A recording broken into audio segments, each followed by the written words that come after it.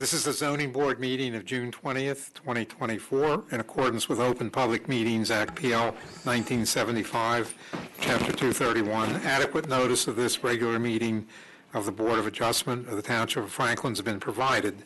Board members, applicant professionals, and members of the public, please speak directly into microphones so that our recording secretary can properly process minutes.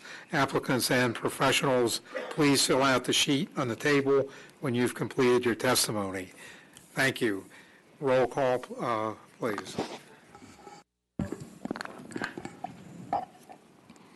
Cheryl Bethia. Here. Richard Procanic. Here. Joe Reese asked to be excused. Alan Rich. Here. Gary Rosenthal. Here. Robert Shepard. Here. Vasim Verdas. Here. Faraz Khan. Michael Doherty. Here. Kunal Lakir. Here. Chairman Thomas. Here. Regular meeting minutes, March 7th, 2024. We have a motion. I'll move. Cheryl, you can't vote. The only people who can vote are Richard Procanic, Alan Rich, Robert Shepard, and Bob Thomas. I'll move. I'll second. Who second? Rich, you did? Oh, Alan, sorry. Richard Procanic, Yes. Alan Rich, Yes. Robert Shepard. Yes. Chairman Thomas. Yes. March 21st, 2024. Everyone but Mike Doherty can vote. I'll move. I'll second. Cheryl Bethia, Yes. Richard Procanic, Yes. Alan Rich, Yes. Gary Rosenthal, Yes. Robert Shepard, Yes. Vasim Verdas. Yes. Chairman Kunal Lakir. Yes. Thank you. Chairman Thomas. Yes. Regular meeting, April 4th, 2024. Everybody on the board can vote right now. I'll move. I'll second. Cheryl Bethia, Yes. Richard Procanic, Yes. Alan Rich, Yes. Gary Rosenthal, Yes. Robert Shepard, Yes. Vasim Verdas, Michael Doherty, Yes. Kunal Lakir, Yes. Chairman Thomas. Yes. Resolutions, ECG, New Jersey Incorporated, ZBA 23-00014. Mike Doherty and Kunal Lakir cannot vote. I'll move. Vasim, thank you. Cheryl Bethia, Yes. Richard Procanic, Yes. Alan Rich, Yes. Gary Rosenthal, Yes. Robert Shepard, Yes. Vasim Verdas. Yes. Chairman Thomas. Yes. Thomas House, ZBA 23-00021. Cheryl Bethia, Gary Rosenthal, Vasim Verdas, Mike Doherty, and Kunal Lakir cannot vote. I'll move the resolution. Second. Rich Procanic, Yes. Alan Rich, Yes. Robert Shepard, Yes. Chairman Thomas. Yes. And the same with the next resolution. Arun Dogahata, ZBA 24-00005. I'll move the resolution. I'll second. Richard Procanic, Yes. Alan Rich, Yes. Robert Shepard, Yes. Chairman Thomas. Yes. We have no items under discussion, and moving into hearings, a continuation hearing carried from May 2nd, 11 properties, ZBA 24-00001, preliminary final major site plan with C variances in which the applicant proposes to construct a 4-story apartment building at 940 Easton Avenue, Somerset, Block 385, Lot 2.07 in the GB zone. Again, carried from May 2nd. No further notification was required. We were in the process of dealing with a witness. Maybe you can give us a quick update on what we're doing here. Yeah, sure. Thank you, Mr. Chairman, members of the board. When we were last here, late in the evening, Mr. Turner had finished his testimony, and there were a number of individuals who were still waiting to ask him questions. Since my back was to the audience, I didn't know if the line had been exhausted or if there were still people who wished to ask questions. So I thought that would be an appropriate spot to pick up. Okay, his testimony is covering what for the benefit of? I'm sorry, yes. He's the engineer for the project. He went through the site plan. He detailed each of the pages in the site plan and explained exactly all of the details of that plan. Okay, then we will go directly to opening to the public. If you had questions that you wrote down from the last hearing for this witness in terms of engineering, then will be your opportunity to ask questions based on his testimony. It is not an I don't like this, I love this, I don't want this. It is asking questions, gathering facts. Meeting's now open to the public.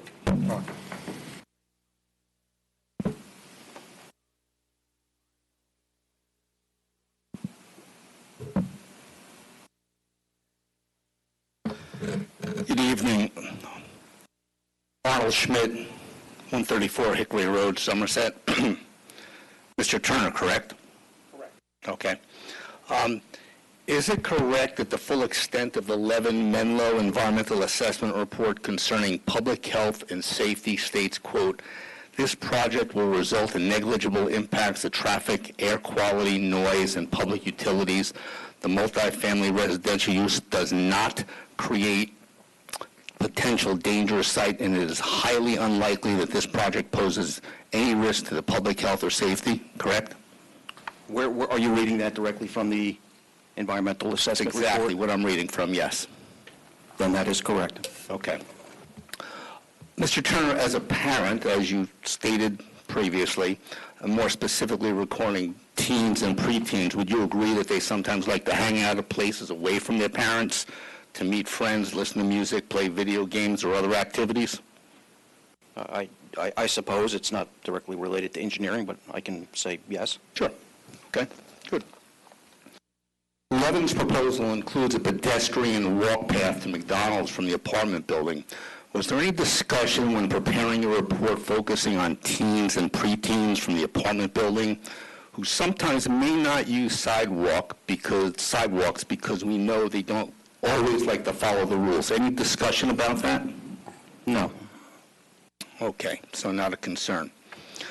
Was there any discussion or consideration while working on the memo report about anybody, including teens and preteens, walking from this proposed building wearing earbuds and headphones, listening to music or playing games on their electronic devices, or trying to navigate their way straight through the building's parking lot across the two-way JFK Boulevard access road to get to McDonald's with cars and trucks coming in all different directions? They're going here. Mr. Schmidt, is Yes, there sir. is there a question there, or There is is. that a testimony? Yep, I am getting And right. does it relate to Mr. It Turner? absolutely relates. Right? Yes, sir. Go It ahead. doesn't, and relates directly to Mr. Turner's testimony he gave at the last hearing. It relates to not necessarily what he said, but what is in his report. And what we were told in the beginning, that we can question him on what is in the report and what he spoke about. Could you indicate when you ask these questions for the board's edification as well as counsel for the applicant, what page of the report you're referring to and what part of the report you're referring to?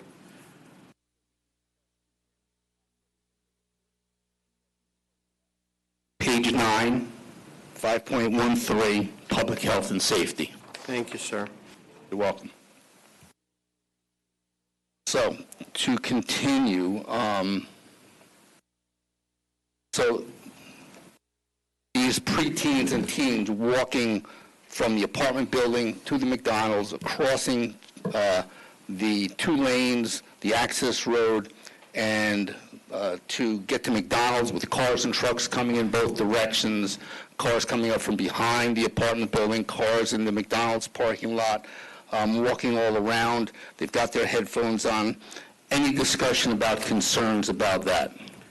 If the question is whether or not I believe the plan is designed to be safe for pedestrian movements, the answer is yes, it is safe.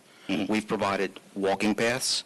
The question is, it's a yes or no question. Mr. Chairman. Was there any discussion about whether, I'm sorry, I'm not sure it's just a yes or no answer.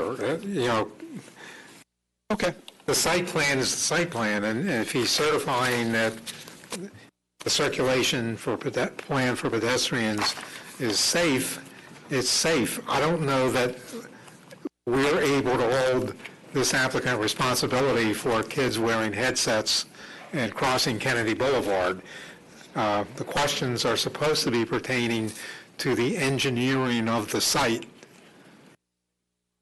Maybe what you're asking is better addressed by someone who may be in charge of site management when it's operational. I don't know. I don't see this as strictly his engineering testimony. Mr. Chairman, if I could just be heard on that issue, just the facts that the individual is citing can apply to anywhere in the municipality. Teenagers walking with headphones, with AirPods in, teenagers not adhering to crosswalks or sidewalks. That's not unique to this plan. It's not something that uniquely is situated in Rutgers Plaza. It could apply to any shopping center, any site, whether it's Hamilton Street or Easton Avenue. If I could comment? Comment? I agree. It's not unique. However, what is unique is that this applicant is asking for a C variance. He's asking for something it's a big change. And in something like this, you would think they need to think outside of the box when they're changing from a Kmart or retail store to an apartment building with upwards of 500 people there with teens and preteens. That's the point that I'm getting at. If they were presenting an application for a retail outlet to replace Kmart within this site plan, would you be asking the same questions? We can't, as a municipality, we can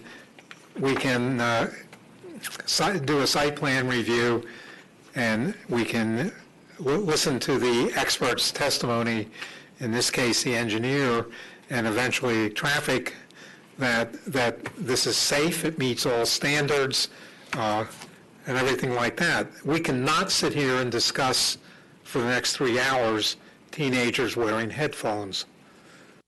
Okay? I was done with, I was done with headphones, but, Okay, let's move on to... I would have been done with my questioning by now, but I appreciate, you guys' input. But you're throwing me off a little bit here. The point of this is, in the report, they're talking about public health and safety. And that is the point that I'm getting at. And when you ask me about would I be asking the same question about if we were going from an apartment to retail, no. And I'm going to explain why. That will be my last question or two. I will get to that in my last 1 or 2 questions as to why there is a difference. So if you let me please continue. I don't have a long ways to go. Are you aware of Marconi Plaza Park? Not specifically, no. Okay, very good. So on April 4th, you said that it was your responsibility to know the Rutgers Plaza and the surrounding properties. Do you know where Marconi Plaza Park is? Mr. Chairman, are we going to play gotcha? I mean, this seems to be a little far afield for this application. If there's a specific question involving Marconi Plaza, I would appreciate the individual asking the question and not... I am asking the question, and you're afraid of what I'm going to ask. Just ask the question, sir. I'm asking the question, and you're interrupting me. And maybe it is a gotcha question, but he said at the last meeting that he was familiar with all the surrounding park. And your question is? About that, if he says that he's aware of it. So my question is, when preparing your report, was there any discussion, and I'm getting back to the lanes and the headphones, but I won't mention the headphones, but as far as preteens and teenagers walking from this apartment building to go across 2 lanes of the entrance and access road, and then having to cross JFK Boulevard to get to Marconi Park, the safety factor, and again, I refer to page 9, 5.13, public health and safety. So was that discussed Okay. in your, during your deliberations? You're really, really trying my patience, okay? I don't think, how many years has Marconi Park existed? At least 30. Okay? I don't think you would find two teenagers in Franklin Township that will admit to having visited Marconi Park. And that feeds into exactly where I'm going. Thank you, I appreciate you going in that direction. You're going to have to really stretch it to tell me I'm how going this to. is relevant. I'm going to, okay? So, I have 3 more questions. Ask them. That's it. Question 1, ask it. So, which scenario do you think has the potential for more motor vehicle pedestrian accidents when people are focusing mostly on teens and preteens walking from where the old Kmart building is to Marconi Park, A, if there's a retail store or stores where the old Kmart building is, or if there's an apartment building with about 500 residents, including dozens of children there, which is likely to result in more accidents, a retail store or an apartment building? Mr. Chairman, There's a big difference between 500 residents Mr. and then a Schmidt, retail Mr. store. Schmidt, Yes, sir. Wisniewski wishes to raise an objection to Sure. your question. Would you let him raise it, please? I'm not familiar where in the municipal land use law or the municipal ordinances of the Township of Franklin that hypothetical is postulated that it's a requirement of this application to examine whether or not teenagers with or without headphones might be crossing the street from Marconi Park. I think it's outside the scope of the testimony that this witness has provided, and certainly outside the scope of the application. This application has nothing to do with Marconi Park. It has everything to do with Marconi Park when he said that he is familiar, made himself familiar with all the surrounding properties. And again, when you have 500 approximate residents, and according to the census, there's going to be probably 50 or 60 Mr. Schmidt, teens or preteens. Yes, stop. yes. You keep trying to put more information on the record than the record requires. Mr. Turner, can you answer the question? As posed, if your attorney is telling you not to answer, let him put it on the record. It's not a question I can answer. Thank you. Next question, Mr. Schmidt. That's fine. Okay.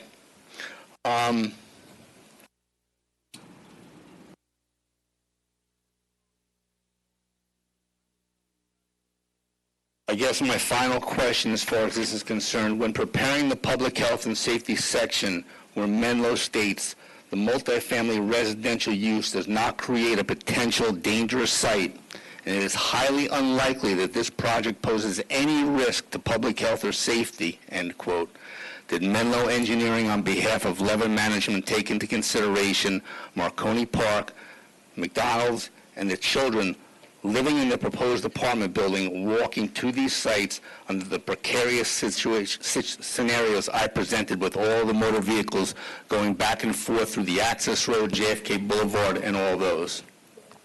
Okay, now I'm going to ask you a question that you said you would answer. Yes, sir. What makes this different or more dangerous than a retail outlet with 1,000 cars in a parking lot? The difference is that a retail store or retail outlet, the people are going to the retail store and then they're going somewhere else, they're driving somewhere else, for the most part. When you have an apartment building with approximately 500 people living there, they're living there and they are walking to McDonald's, they're walking to the stores in the area there, they can be walking across the street to JFK Boulevard. There's a big difference between an apartment building with 500 residents and a retail store with people coming and going. So you're saying people never went into Kmart and then walked to Venus Jeweler or down the sidewalk to the dollar store or to the gym or to the other places? Hold on.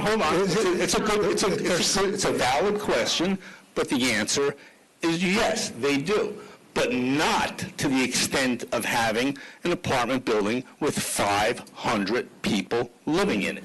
There's a big difference where they are living on site, walking to these places, instead of having people that are transient coming and going from home to a retail store and going back home or wherever they're going, they're, for the most part, and I'm not an expert, but I would guess, for the most part, they're not, Mr. Schmidt, let me ask you a question. Sure. We'll get Mr. Turner to answer yours. Are you planning at any point along in this application to put testimony on with an expert to testify as to the so-called comings and goings of people leaving or not leaving this proposed application, which you are asking the board to accept at the moment on face value without any background for such? No, I'm not. Okay. No. Mr. Turner, to the extent that you can answer the question, please answer it. The question in regards to or related to Marconi Park is not part of the application. My obligation is to identify and make sure that the on-site circulation, pedestrian, vehicular, all the movements that are required on-site, driveway accesses, are safe, and that's what we've done. May I respond to that? No. You may place testimony on the record at some point later in this. I will ask him a question then. Then ask him a question, but you can't put testimony Okay, on. I will ask him a question.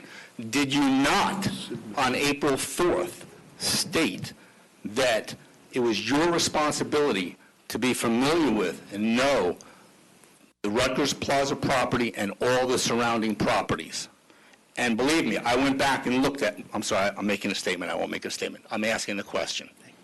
Yes, and that is correct, and I am familiar with the surrounding areas. Forgive me for not remembering and recalling that it was Marconi Park.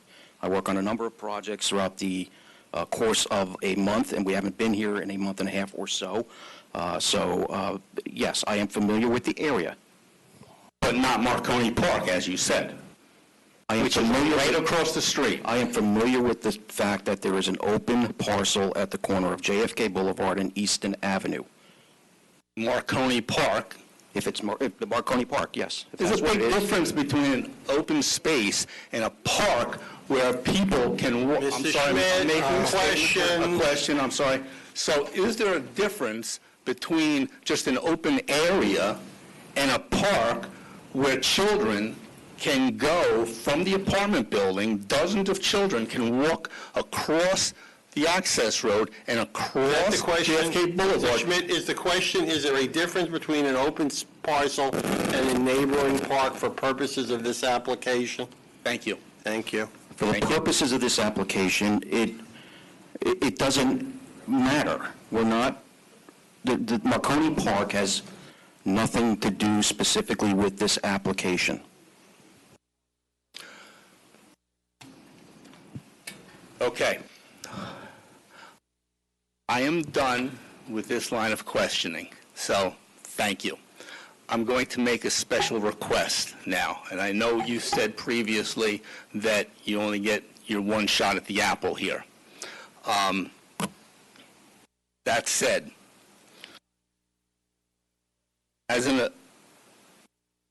the Township Environmental Commission, and this is sort of a statement, but it's about this thing. You're not entertaining statements. And when you mention the Environmental Commission, you're not speaking for them, are you? I am. And have you been authorized to speak for the Environmental Commission? Not specifically. Then you're not allowed to speak on behalf of the Environmental Commission. Can I come back and speak? If you provide the board secretary copies to Mr. Wisniewski and the board that you have a formal resolution from the Environmental Commission authorizing you to speak on their behalf, then you can come back and speak on behalf of the Environmental Commission at a point in time relative to the application as a whole, but not as to individual witnesses. The Environmental Commission sent us a report. Yes. Asked them to amend it and include what you're talking about. That's the simplest, most efficient way to do it. You can't speak without authorization for them. Their 12-page report did not mention. Okay, go back to them and have them amended. That's all. It's not, they don't have anything to amend in theirs. They're the ones that didn't put anything in their report about chemicals and hazardous materials and... Then have the and Environmental carcinogens. Commission make that whatever you were going to say on behalf of the Environmental Commission, have them put it in an amended report and send it to Mark, and then we'll get it in our packet. And will I be able to question this expert? Mr. Turner? Yes, about that part of the report. I would say you would get to question him if he's here. If he's not here for that hearing, then obviously you can't. But the point is, you can't question him now on behalf of the Environmental Commission. So you're not losing anything. You can't do what you're intending to do. I understand that, but they're just serious issues, and it's the statement, I understand, that have not been addressed by the applicant. Mr. Schmidt, Yes, I know. with all due respect, there is a possibility that if the application doesn't go the way somebody or somebody's wanted to go, this is going to get appealed to a judge.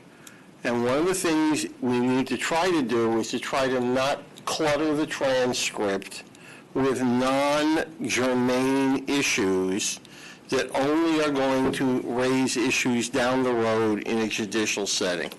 Ask the questions, don't ask the questions, don't testify, and don't make statements you're not authorized to make. And by the way, folks, that's a statement in general, not just for Mr. Schmidt. So I'm not going to make any statements, but may I ask him questions about the automotive part of You're the... supposed to ask him questions based on the information that he testified to, or that is in the report. or that's in his written report. It's Right. an engineering testimony.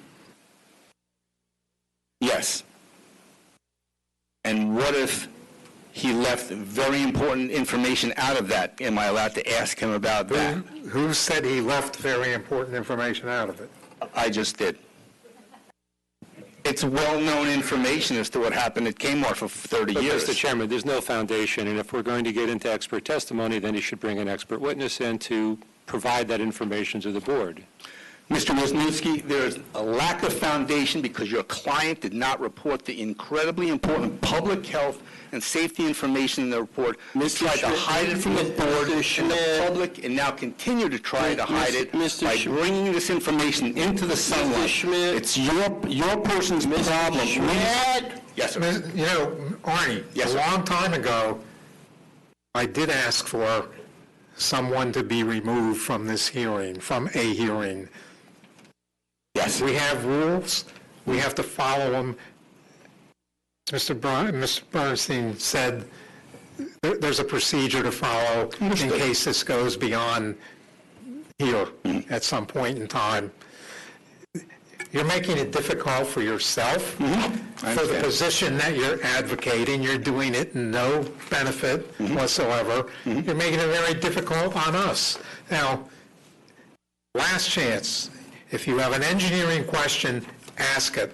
Otherwise, please take your seat, and we'll allow other people to get a chance to ask their questions.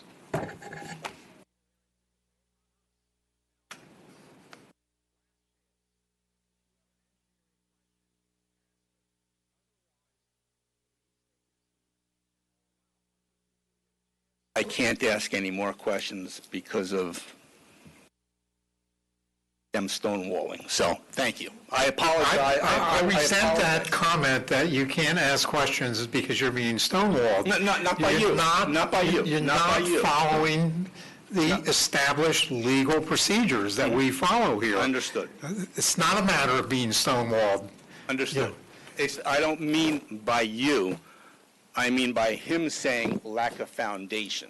He's not, But that's a, it's the same issue. I'll make the same comment I just made a few minutes ago. If you have an expert, if you have documents at some point down the road you want this board to consider, you have witnesses to testify, which will allow Mr. Wisniewski to examine and the board to examine, you are free to do so. You are not, however, free to conduct a inquisition of any of the expert witnesses of the applicant, simply because you believe or don't believe they did or did not provide a full picture of what you think they should be providing. Either you provide it, or you argue about it at the appropriate time, which is at the end of this hearing, whenever that will be. I didn't mean to disrespect you. Thank you. Hey, thank you. Any other members of the public want to dare to speak? It doesn't usually develop this situation. We need your name. Hi, Kyle Halfstead, 10 Webster Road, Somerset, New Jersey.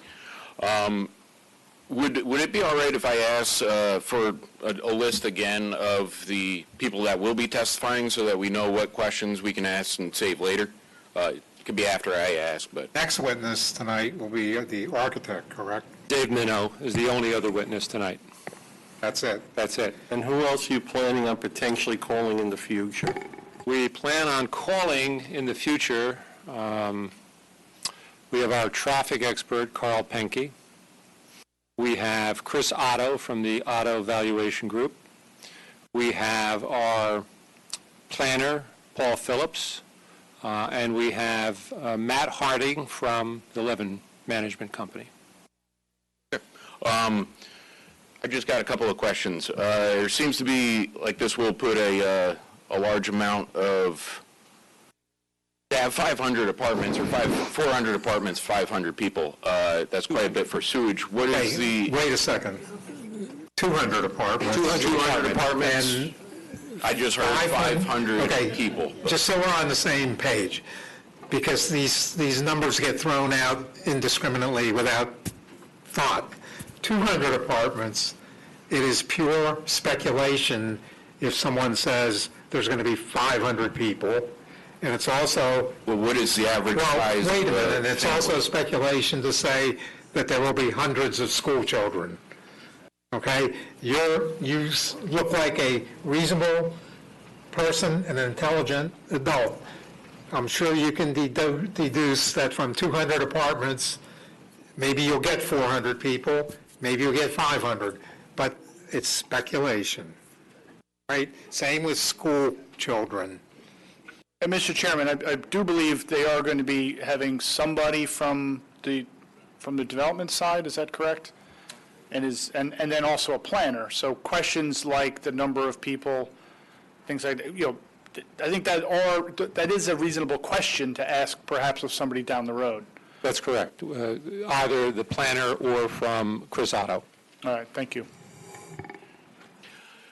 Chris Otto, he's valuation. Yeah. I just figured with an average population for a family is 3.1. That's not speculation. Then in 200 apartments would be 500 It is people. speculation, sir, without testimony to back it up. The board takes testimony relative to facts and figures. When either Mr. Otto or Mr. Phillips comes to testify, you can ask them the question, and whether, depending on their testimony, whether or not it's accurate and the basis for such. But there's been no testimony from this individual as to the number of people or children who are going to be produced if this application is approved. Understood. Thank you. Can I ask if you were here for his testimony last time? I was. You was? I were. Okay, thank you. What is the size diameter pipe that will be installed for sewage hookup into the sewer main in JFK? The sewer main is already there. It's on site. It's an 8-inch diameter sanitary sewer main. And have you contacted Franklin Utilities to clear their allowance for the amount of volume that will be increased? An application needs to be made to Franklin Township Sewage Authority in order for them to do their study to confirm adequate capacity. We believe there's no reason to believe that there is not adequate capacity. We're replacing a large retail component with 200 residential units. So either Wait, the say that increase- again? What did you just say? We're replacing a large retail building with 200 residential units. So we're not adding on into the site 200 additional residential units where we get credit for the flow that was contributing from Kmart, the Kmart building. So there will be a difference, whether it's a net loss or a net gain of, or increase in flow. And we've done the evaluation in terms of what can fit in that 8-inch line, and we are of the opinion that the main has adequate capacity. And that will have to get reviewed and approved by the sewage authority. Understood. Does the residential usually have more than commercial? It's tough to say one or the other because the residential capacity calculations are done based on different types of uses and a number of bedrooms. I don't know off the top of my head, there's just too many numbers, what that number is. The retail component is generally 0.1 gallons per square foot in terms of calculating sewer flow. Would you happen to know what the sewer main is in JFK currently?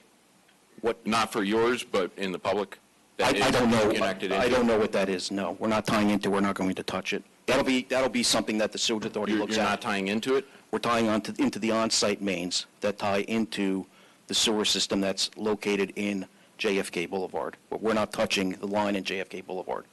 So if there is an increase and the sewer main of JFK is undersized due to that increase, who is responsible for the cost of increasing the sewer main going into the wastewater treatment plant? That'll be a determination made by the sewage authority. Okay, but so then it could be on the taxpayer? I won't speculate in one of my other capacities as general counsel to the sewage authority, but the answer is it would have to be addressed at the appropriate time. And a condition of approval of this application is approved is the impact on the sewer system and the approval by the sewage authority. Okay, last question. Are there any other strip malls or areas like this that have a residential component in Franklin? Off of the top of my head, I can't tell you yes or no. Would I be able to ask the board, do you guys know of anything that has a residential? And I'll advise the board not to answer the question. Mr. Chairman? Yes? I know there's recently approved a conversion of a commercial site to residential on Hamilton Street. But it's not been done yet, It's approved, but not built? not yet. Okay. Well, I'll answer the question. It just is a factual thing. Are there other buildings in town where there are retail and residential uses in the same building, in the same site? The answer is yes, there are plenty. Most of them are along Hamilton Street. There are several mixed-use buildings along Hamilton Street. Can you give me an example? Sir, I don't have it. I'm not trying to drive down Hamilton Street. I mean, there are plenty, look to either side, retail on the first floor, commercial on the second, third, and fourth floor. There's several but they're in dozen. the There's same- several dozen. I don't have addresses to give you. But it's not exactly you're walking around an entire area. There's one above the other. You have a restaurant and an apartment above it. It's a little bit different from this, would you say?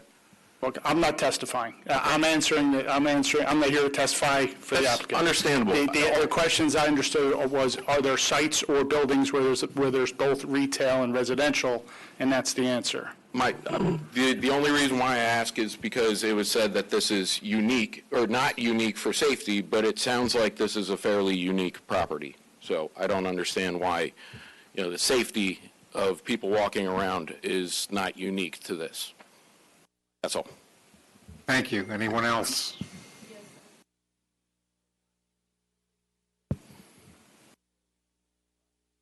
Hi, Elizabeth Tools, 10 Dahlia Road, Somerset, New Jersey. And I just wanted to say, just in reference to what he was saying about if you go up and down Hamilton, I think there's a difference between a college area where you have college students going Ma'am, back and forth ma'am, from a dorm.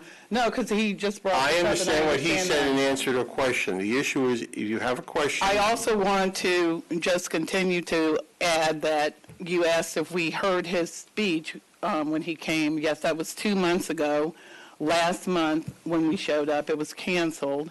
And then you all rescheduled it on the day of the Franklin High School graduation date. So,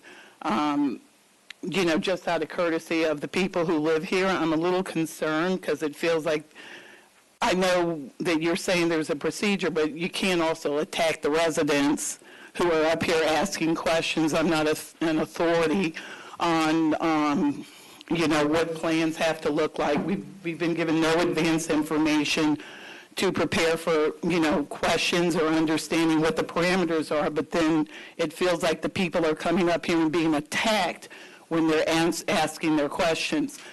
I do think that this is an unusual situation, and Mr. Schmidt brought up a question that I would like answered, because I know you all are saying that this is, that, you're not going to answer a million questions about children, and, you don't pay attention what happens with crosswalks in a mall area. But the reality of it is this is not a mall area. They're talking about putting up a 200-unit apartment building in a mall. This question is for him. I would like to know. Would you please? Can you let us finish so we No, can answer questions? what I would like for to happen, ma'am, You're attacking the residents. I apologize if you believe I'm condescending, but there's a process. This is a quasi-judicial procedure. Nobody's asking a question that hasn't been corrected. So how do Because we have nobody has questions? asked a question. Well, you're doing most of the talking. You're not getting the opportunity to. Well, I was about to ask. And I personally would like to know how this will affect the environment, because I'm not on the environmental committee, but I am breathing the air, and so is my husband, and so are my children, and I've been living here 30 years paying taxes. Did you ask that question? My question, well, if I ever get a chance to not spend my whole 10 Just ask minutes the up here question. arguing He's with the only people on the talking to board. you because we're getting off I didn't track. get to finish the question that I was going to ask, and I wasn't getting off track, because the question I was going to ask him is, because this is a particular situation that's different from the norm, because there are no other apartment complex, 200-unit apartment complexes in mall circles in Franklin Township, then it makes sense that the residents have different safety concerns than you would expect in an average mall. So I do think the questions that Mr. Schmidt put to him were relevant, because they're asking us to do something out of the norm, but then you're asking us to not ask questions that relate to that. And I don't think that that's right. That's why I think it's important to let the person speak. If once they speak, if then you don't think the question's relevant, that's one thing. But to shut us down while we're asking the questions seems to intimidate people from asking the questions. And my second question, well, that was my first question. I would like to know, because this is a abnormal situation, what are they doing to take that into consideration? Because this is not just people going in and out of Kmart. This is 200 apartments where people are living there, in a mall situation, which is not the norm. So what are the extra safety concerns that are being handled beyond the bare minimum of what you would expect when there is no apartment, if this wasn't a mall situation? Were you here for his testimony? Yes, I was. 2 months Okay. ago, yes, I was here. Right. And I'm not like running any special committee where I have like this sharpshooter memory. But based on the information that he is presenting, these are questions I have as a concerned resident that I don't feel are being answered, because it's more like arguments going up with people's questions being cut off and redirected. And I would like for him I to... will not apologize for cutting off questions. But he's If not- I give the he's not introduction at answering every anything. meeting, this is a specific procedure.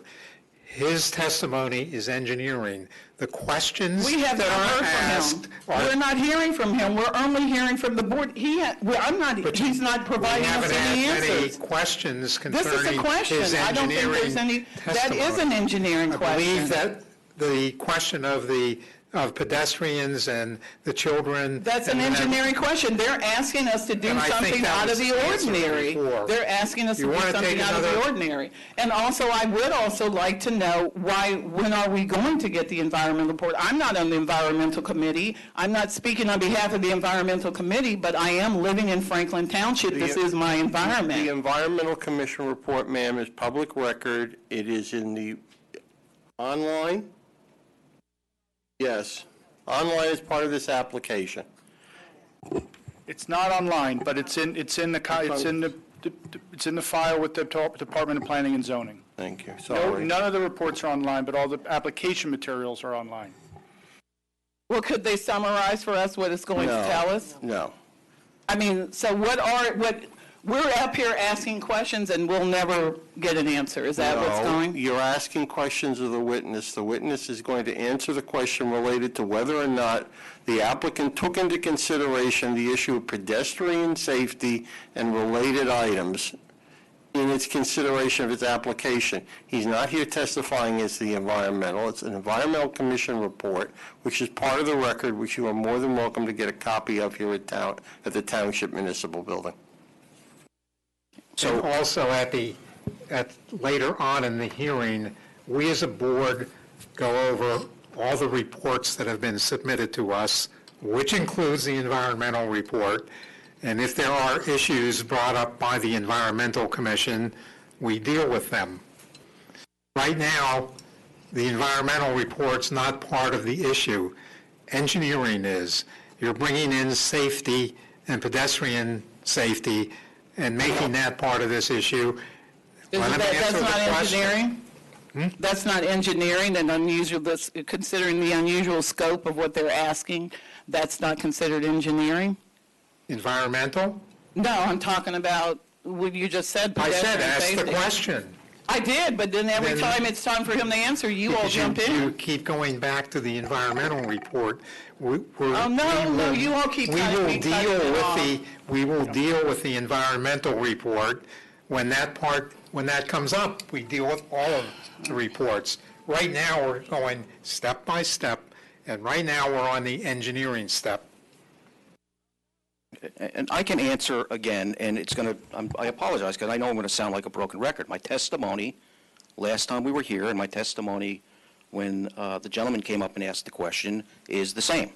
We provided adequate pedestrian circulation through sidewalks for pedestrian movements. We have crosswalks at all intersections.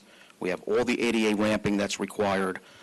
In my opinion, as the professional engineer for this project, the site has been designed for adequate pedestrian safety movements.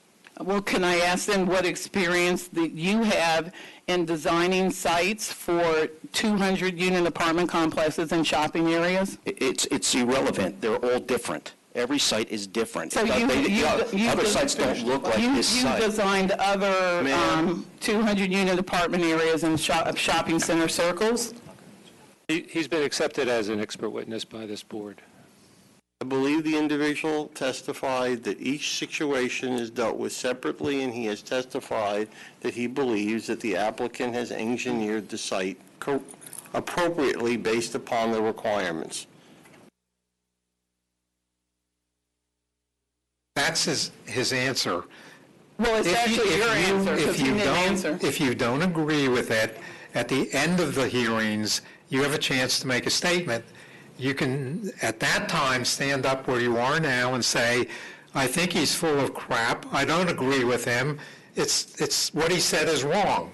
That's when it's appropriate. Right now, you asked the question, he gave the answer. I think if they're interested in people considering what they're asking, it's important for us to understand and not just complain in the end. I have concerns, and my concerns aren't being addressed. So if that's where it wants to be left, then that's fine. But I do think these are unusual circumstances, and we're asking questions that relate to those unusual circumstances, and he's not answering, you are. So that's concerning. He did give you an answer. He didn't answer his experience building, he's wrote out a plan to the best of his knowledge, but he has no experience building for pedestrian safety because he's never put in a 200-unit apartment complex. But that's not true. He's a professional engineer, licensed Okay, but engineer. I can be a professional teacher, but if I've only taught kindergarten, I'm not going to go to college and teach college students. So that's a relevant question as to his experience. And that's something the laying out board would, something like this for us. his credibility is something that the board will evaluate at the end of the hearing when all the facts are in. Well, I think people are asking these questions too because they want to make sure that there are things that the board takes under consideration. If they're testified to, if they're brought out, if the information is brought out through the questioning from the public, the board absolutely does take it into consideration. We aren't able at this point to decide, we agree with what you're saying, so we're going to vote this application down. We can't do that. We have to hear all the witnesses, all the testimony, and all the public discussion. Then we can take it and give it a public consideration. Okay, thank you.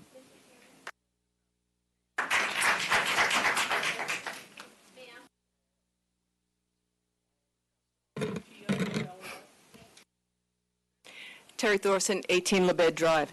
I'd like to ask the engineer if this is his engineering report about sewage.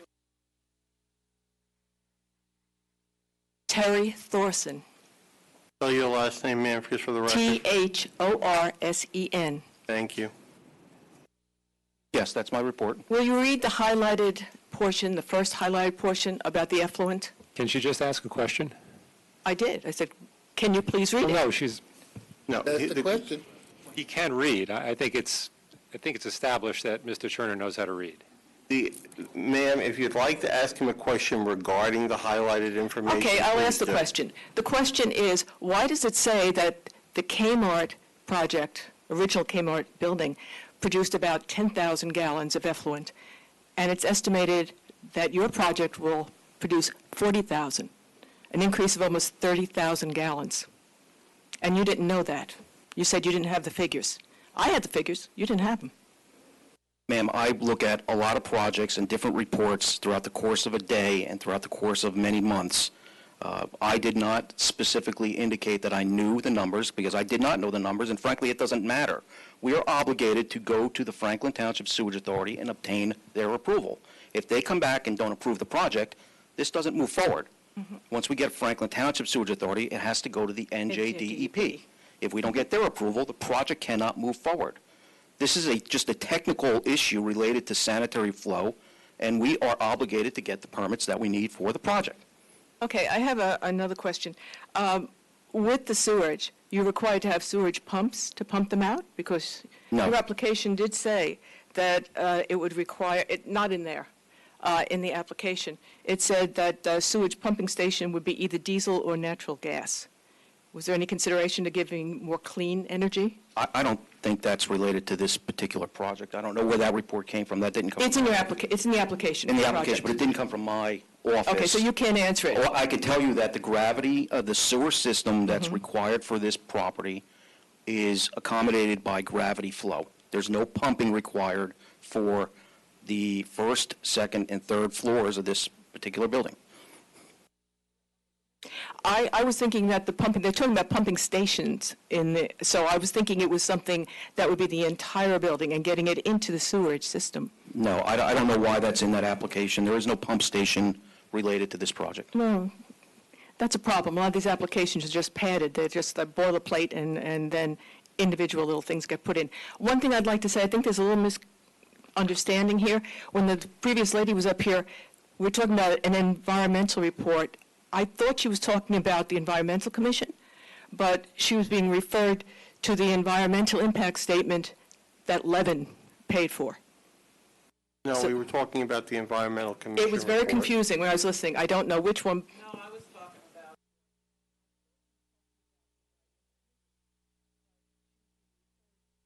That one is online. You can read that. But the Environmental Commission didn't make the report. It's the people they paid that made it. The report's on file.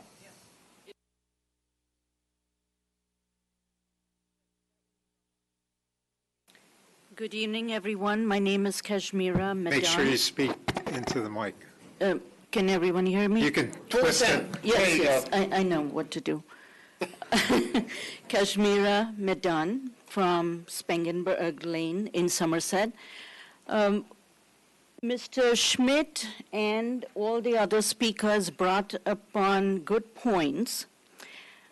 And I didn't, so first of all, I do not know the formalities of this meeting today. This is my first meeting. I got to know about this a few weeks back, so I'm here. I'm here as a layperson. I do not understand the intricacies and the formalities of this, so pardon me at the very outset. The Marconi Plaza, he brought up a very good point. That is a historical place. And what happens is that when there is no pedestrian crossing. Ma'am? Yes. The way that this works is that during this part of the hearing, you get to ask the people questions, but you don't get a chance to do what you're doing now. That comes at the end of the hearing. You can get up and talk about Marconi Plaza and everything, but not now. Now what you're supposed to be doing, if you're going to do anything at all, is to ask him questions about his testimony. Now, you're a little hampered in that regard because you weren't here at the previous, but there'll be plenty of other witnesses for you to try this out on. Okay. But you can't really give statements now. This is not a statement. It is. This is a question. Well, what is the question? Okay, so I'm coming to the question because I want to give you some context for the question before asking that. What I would like to know is, will there be a pedestrian crossing from the Kmart building to the Marconi Plaza? And question number 2. But let's try question number 1 first. Okay. None are proposed, no. No is the answer to that question. Next question. So the question to that question is, if it is not there, can we add it to the project? And who will take care of the pedestrian crossing, like the lane markings and the maintenance of it? So that brings me to question number 2.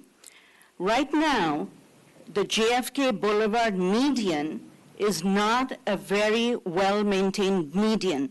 So with this new project, will the median maintenance, some kind of landscaping and aesthetics and all of that, will that be part of the responsibility of this new project?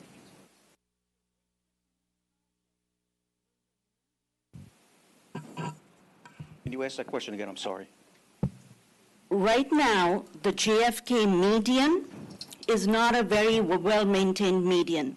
You will find autumn leaves in March, dried vegetation, and all of that. There is a stormwater drainage right on the corner of the Marconi Plaza, as well as near the median, near Eastern Avenue. Those are not being well-maintained. With this new project, will this new project owner be responsible or handle the aesthetic maintenance of this median? No. That would be a public works issue. Thank you. And that would be an appropriate question to ask the council. Thank you.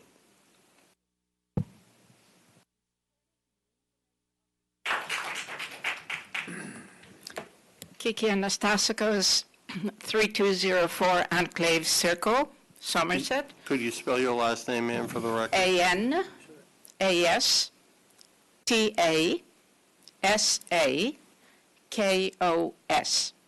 Thank you very much. You're welcome. Mr. Turner, in order to, with all due respect, and in my effort to avoid being told that I am asking the wrong person the wrong question, or considered unqualified and not an expert, could you please tell us, you're an engineer, right? since you prepared the engineering report. Could you tell us again, please? You probably mentioned it in your last presentation a couple of months ago. But could you tell us what your degree is? How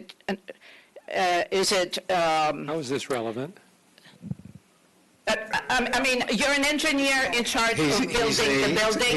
I'm sorry, I'm asking him a question. He's a state- And I'm really saddened. He's a state licensed engineer. I'm really Okay. saddened by the totally undemocratic process. I am going to the Township Council. Okay, that's To another night, complain. and that's fine. And I will wait until the very end of this meeting to give my totally disappointing impression of, It's come to my attention that you already asked questions. you know, Mr. Thomas, with all questioned this due witness. respect, in an effort, and respectable board members, in an effort to keep in the order and the process, you're turning the process into a very undemocratic, and you're turning this board into a very undemocratic board in the name of keeping the process. There are people in here that have good enough expertise in addressing the board, okay? And I think if you're going to be doing the bidding for the developer, please tell us so we don't waste our You should be time. addressing your questions to the engineer. You do not allow me, and I plan to complain to the Township Council about it, because you don't allow any of us, whether we're educated or not, prepared or not, to ask a question. Ask your question. I asked the question, please remind us of what kind of engineering background you have so that I can ask you a question. Are you an electrical engineer? Are you a mechanical engineer? At the I risk have- of incurring more of your wrath, it's irrelevant. Oh, it's my wrath. He is a What do you call certified, yours? he's a certified licensed engineer that the board accepted. Okay. The credentials, you were on this board, you know the procedure. I was on the board for a very short For about time, and I'm thir- glad no, I'm for not on about- the board for about any 30 longer, because I would be ashamed For to about be 30 on the seconds. board. His questioning his college degree and where he I'm got not. it from is not part of his engineering testimony. He's Okay. been accepted as an Okay. expert. Okay, so for the sake of moving forward and trying to avoid making a spectacle of this meeting, okay, would you agree, Mr. Turner, that as an engineer responsible for constructing this facility, you, despite the fact that the different specialists and experts, quote unquote, present different presentations, and we are supposed to be here innumerable times hoping to meet the right expert to ask our damn question, excuse my language. Would you say that as the person in charge of building this structure, you consult with other experts in your team? Is there a team where you get together with the environmental expert and with the public safety expert and with the planner and the whole entire list that you gave us of the people that you plan to present to us, sir? Mr. Chairman. Or do you work in a silo? Mr. Chairman, I'm not sure what the question is. I haven't heard a question. The question is, are you part of a team where you consult with the other experts? Okay, such- stop. Are you part of a team? Yes. Okay, next question. Okay, so as an engineer, are you familiar in charge of constructing this facility, this building? Are you aware of the fact that the old Kmart building had for 30 years an automotive section that was fully operational, and for 30 years used all kinds of benzene and other carcinogenic chemicals. This is where you cross. The answer is, are you aware that there was an automotive portion of the Kmart operation when they operated the store in the plaza? Yes, I was aware that there was an And automotive are portion. you aware that this was discussed at the first meeting?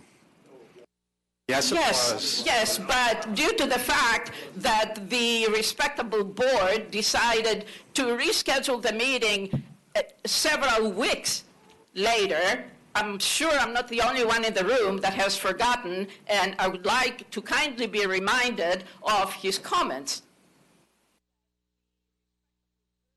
The project will, if there are any environmental remediation requirements associated with the former Kmart building, they will need to be remediated, and the site needs to be brought up to residential site standards and certified as such. Okay, so you agree that there is a past issue? No, I don't agree that there's a past issue. Okay, That's I'm not what sorry, I said. I did not understand then. I said I am aware that there was an automotive portion, a component in the Kmart building. Right. And if there are any environmental remediation required on the property, it will be done. Okay, so then you, as the engineer, are not part of this issue of how this remediation, I'm sorry, let me rephrase my question. What is going to be your role if they find out that there needs to be remediation as the engineer with a potential of chemicals that have seeped in the ground? Would you stop building this building, or what would you do as the engineer? Ma'am, this is the same issue that was raised before where I've been accused of being condescending, et cetera. The question you're asking is, will he be involved relative to any remediation of the property if there is a requirement by the DEP to remediate the property? The answer is no. Next question.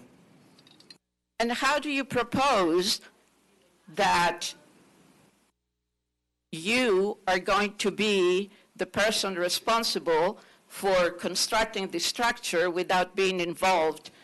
Mr. Chairman, Mr. Turner is not responsible for constructing this structure. Could you please? He is a consulting civil engineer who prepared the site plan. His testimony is that if there is a need for remediation, it is not going to be him that oversees the remediation. That's the answer. So can anyone in this room tell us today who will be responsible for carrying out the remediation, and will Mr. Turner become informed of the remediations that have been, the potential remediations that have been completed, so he can proceed with the plan, the engineering part of the plans to construct the structure? Mr. Chairman, if I may, that remediation issue is an issue that will have to be signed off on by the New Jersey Department of Environmental Protection, not this board. This board is responsible for the land use approvals, and the land use approval always includes a list of conditions, and one of those conditions, I am sure, is that this property receive all of the appropriate clearances from the New Jersey Department of Environmental Protection.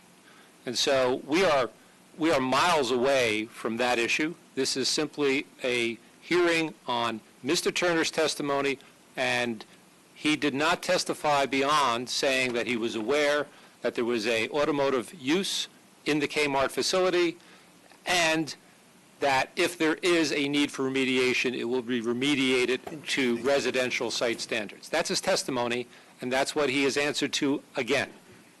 And he will not be informed. He will not be informed. And what he's also saying, I'm sure, is the standards of the remediation will not be up to us. It'll be under DEP. We'll have nothing to do with it. We lose the control over all of that, including Mr. Turner. Okay, so Mr. Turner is not responsible. The state DEP calls the shots. They called the shots, but the team that Mr. Levine has hired, am I right, Mr. Turner, that the team, if there is such a thing, right, which you said there is, would discuss how to go about taking care of potential carcinogens in Well, in a structure. Listen, those You're decisions, interrupting me. those That's decisions will be, undemocratic. those decisions will be made by someone else, not us here or them. Their remediation plan will be given to them, and it will be done. If it needs it, we're assuming it needs to be done. We don't have control over the DEP. I know that, And sir. there's nothing, Well, it doesn't sound like it. Mr. Chairman, nothing in Yes, the I record. happen to have a PhD in political science. I do know what the DEP does. Thank you very much. Okay, good. Mr. Turner, yes, it's very good, as a matter of fact, and he comes in very handy. Mr. Turner, would you agree that this entire process, and do you as a professional feel that this is a very compartmentalized, very siloized process that this group has created in an effort to keep us, mere citizens, from asking questions that are a little broader and outside the strict and very limited parameters of your professional expertise? Do you think as a professional that this is a fair process, that I cannot ask questions that go an inch beyond your professional expertise? Do you feel that this is ethical?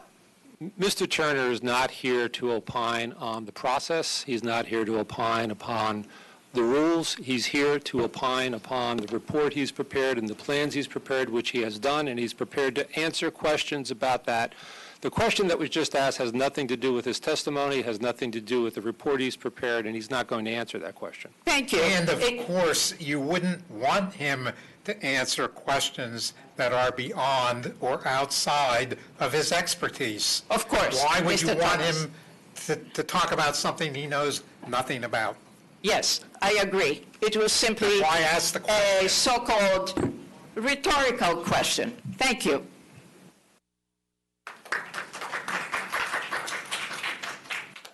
Kyle Apstead, 10 Webster Road. Sir, Yes. I believe there's another woman behind you who has not asked the question. You might want to let her.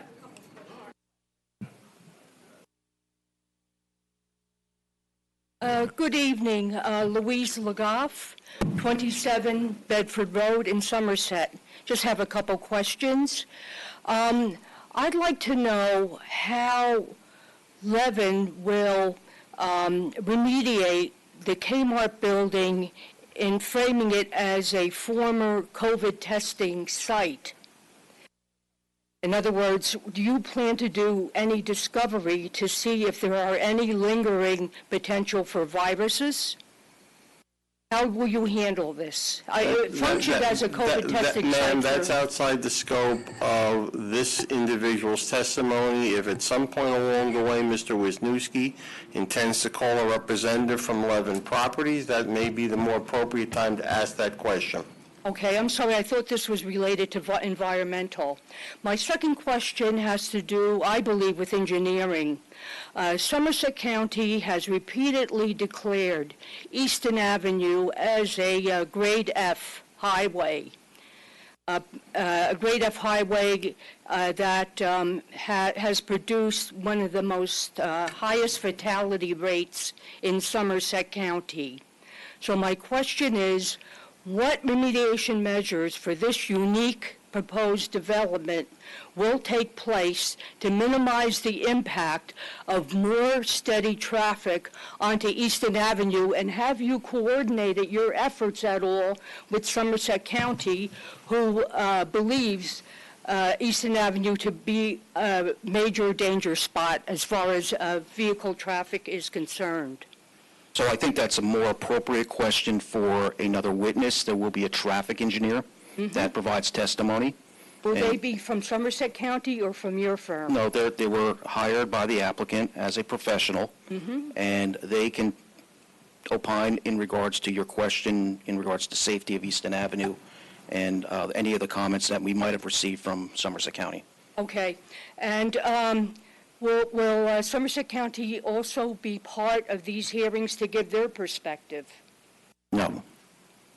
Somerset There's an County. application made to Somerset County Planning Board. Somerset County does give us a report. Yeah, right. And they will be Yes. involved in any improvements or effect that this project has on Easton Avenue. They send us, as I mentioned before, one of these numerous reports that we get in our packet that when we get to that point in the hearing, we'll see there'll be a letter from Somerset County.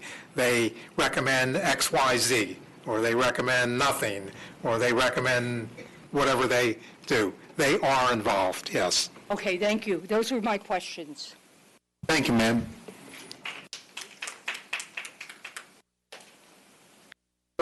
Hello, my name is John Litrakis, Litrakis. I live at 85 Arlington Avenue, Somerset. My question is regarding what provisions have you put in for children playing and people walking their dog on your property? There are, again, pedestrian sidewalks, there are open space. I'm not talking about that. I'm saying for them kids to play. Sir, if you want him to answer the question, you have to let him answer the question. You may not like the answer, but you'll have to let him answer it. Right. Immediately around the new building, there are open space areas. People can walk their dogs, and all the way around the building, there's green space all the way around, and then there are other lawn areas immediately within the area that they can also take their dog for a walk. And in terms of children playing, this is no different than another apartment complex that, you see anywhere in the state of New Jersey. We have some dedicated open space areas that are located in the upper right. Yep. So we have an open space and event area that's in the upper right corner. I'll identify that by direction for the record. It's in the what I'll call the northeast corner of the parking lot. It's on the outside of the parking area. It's about 10,000 square feet. And that area there can accommodate certain special events, people coming and meeting, and they can do a number of different things within that area. And then in the building as well, there are a number of accommodations for people to utilize. And in the back of the building, you can see in the insets here, there are a number of areas, and there'll be an architect that can very much detail what's in here in terms of the components that are provided for the residents. Provisions for people to sit and watch their kids and stuff in that open area? Yeah, the architect will testify to that, but yes. Now, you had a question the other day when you had your meeting that you said that they couldn't put a big box store in the space where Kmart was. But why couldn't you take all the stores down to where the Chinese restaurant was and make a giant box store there? Well, the reason for that is there are current tenants in that building that I don't want to testify to what their terms are, but I don't think they can just necessarily be tossed out of that building. You're asking for the retail component of this property to be reduced in order to potentially put a big box user in. And you have to remember, though, a big box user on this property would have to be designed to the current big box user standards with the required number of parking spaces, and that would start to impact other users on this property, specifically Stop and Shop. And I think there was testimony at the last meeting from the owner that these big box retailers are simply just not interested in coming here. You may not like to hear that, but that's the reality. I guess I don't like hearing it, but I mean, our town's the only town.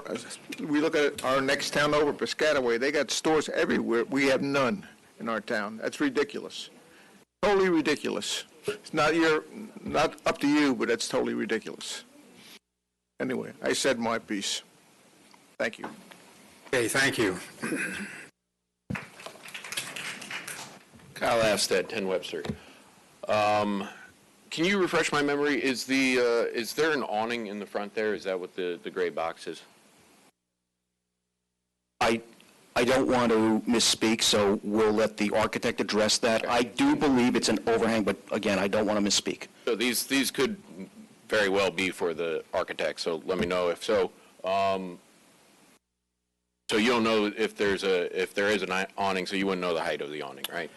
Mr. Chairman, if I could just interject, if you have questions about the design of the building or features of the building, the next witness is the architect. Oh, perfect. So Then unless you have other questions. I'll save it for the architect then. Thank you. Okay, thank you.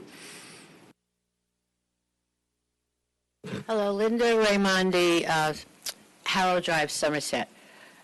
It's apparent to me, never having attended a zoning board meeting, that it does not work like a township council meeting. And I think there are a lot of us that were not aware of it, not everybody, but myself and a couple of others. It almost works like a trial with a judge and witnesses. And you state your question, you get your answer, and you leave. Am I pretty? I would say, Mr. Raimondi, that in 40 years of doing this is the most concise description of what these people do that I have ever heard. Okay, so try to understand, gentlemen and ma'am, some of us were not aware of that, myself included. Do we get to know from each meeting, because I could see this is going to go on and on and on, which people are going to be testifying, if that's a good word to use? Like right now we have the poor engineer who's being plummeted with whatever. Like when will we get to hear the environmental person, the traffic person, the all those different, can that be put in the email that you send out to us telling us we're having a zoning board meeting, so we know who's going to be there and have our questions prepared for that particular individual? I think Mr. Wisniewski has indicated that he's planning on calling tonight, maybe. An architect. The architect. That's the first I heard that. So how do we know that in advance? Is there any way to know that in advance? There's really no way to know in advance who he's going to call, to the extent that he may be able to indicate that before the hearing is closed, and or may be able to advise the planning department in advance of the hearing who will be called. And I don't wish to put any more burden on Mr. Healy or Ms. Woodbury, but that's about the only way you're going to find out, which is, by the way, no different than any other trial. You'll never quite know who's going to get called at any given day, depending upon availability and witnesses and the like, except for who's coming and who Mr. Wisniewski will advise us, I assume, at the end of this meeting, who he plans on calling next, assuming we finish with the architect. Okay, so Mr. Zielinski, I can't address him. I can only speak to Mr. Turner, and I don't have a Mr. Turner question, but, so there's really no way to know in advance. Mr. Turner, do you agree with that question? Yes, and I appreciate no questions, too. Thank you. Well, he did say the order of witnesses, I believe, at the beginning. He did. The problem with that is, a witness gets sick, something happens, they don't show up, you spend a month, 2 weeks planning questions, you show up, and then we have other issues like that. So it does get announced at the beginning of the meeting? I must have missed that? Well, I think we can say again at the end of the meeting what your tentative plans are For the next one? for the next one, yes. Okay. And that's a small thing to do.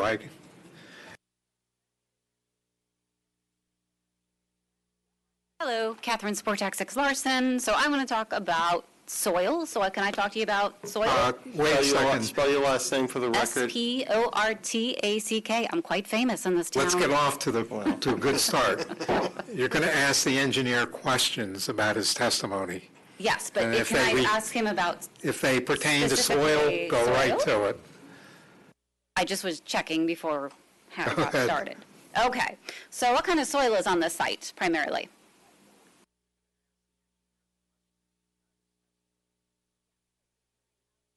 Let me get the report out, and I can tell you what it is.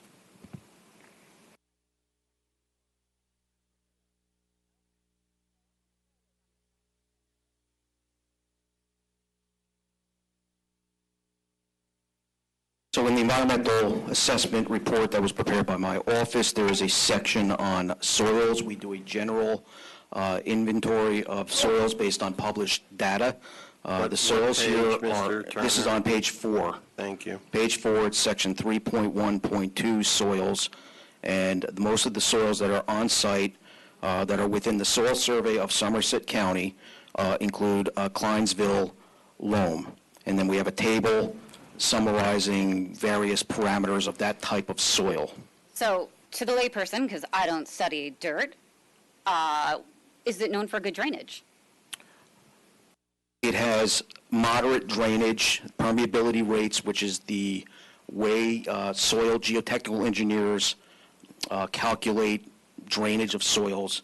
This particular soil generally has a permeability rating of anywhere between 0.6 inches an hour to 2 inches an hour.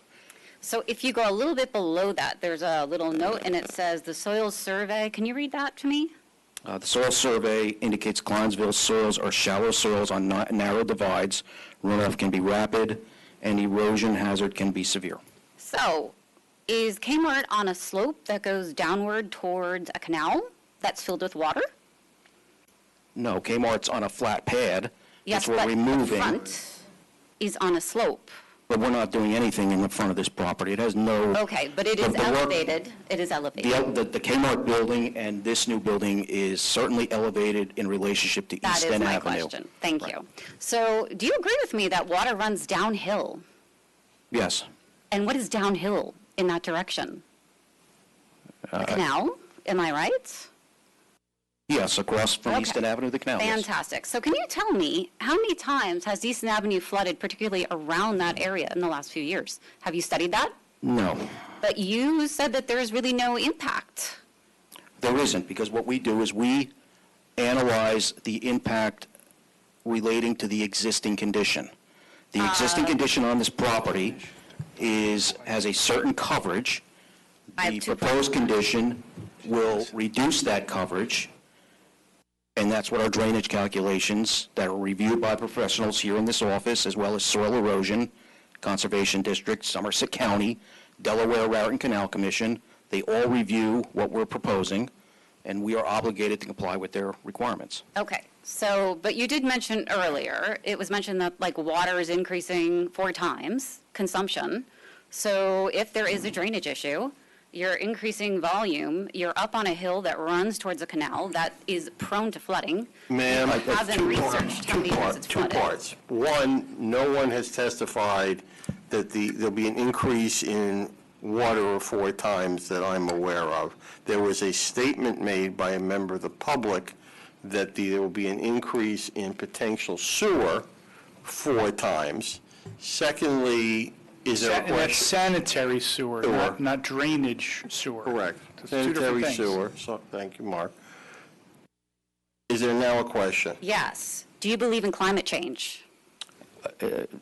Well, first of all, he didn't testify to climate change, so But it's it's in beyond the his report. testimony. But it's in the report. So The report I'm doesn't allowed to address ask. climate change. That's exactly what the report says. It does not address climate change. So why doesn't the report address climate change? It's an existential threat. Do you not agree with me? Do you not pay attention to the press? If the questioner would like to bring a witness, an expert witness, to provide that information to the board, we would be happy to look at that report and respond to it. So you must live in a closet or a hole if you don't know about climate change. Easy now. Ma'am.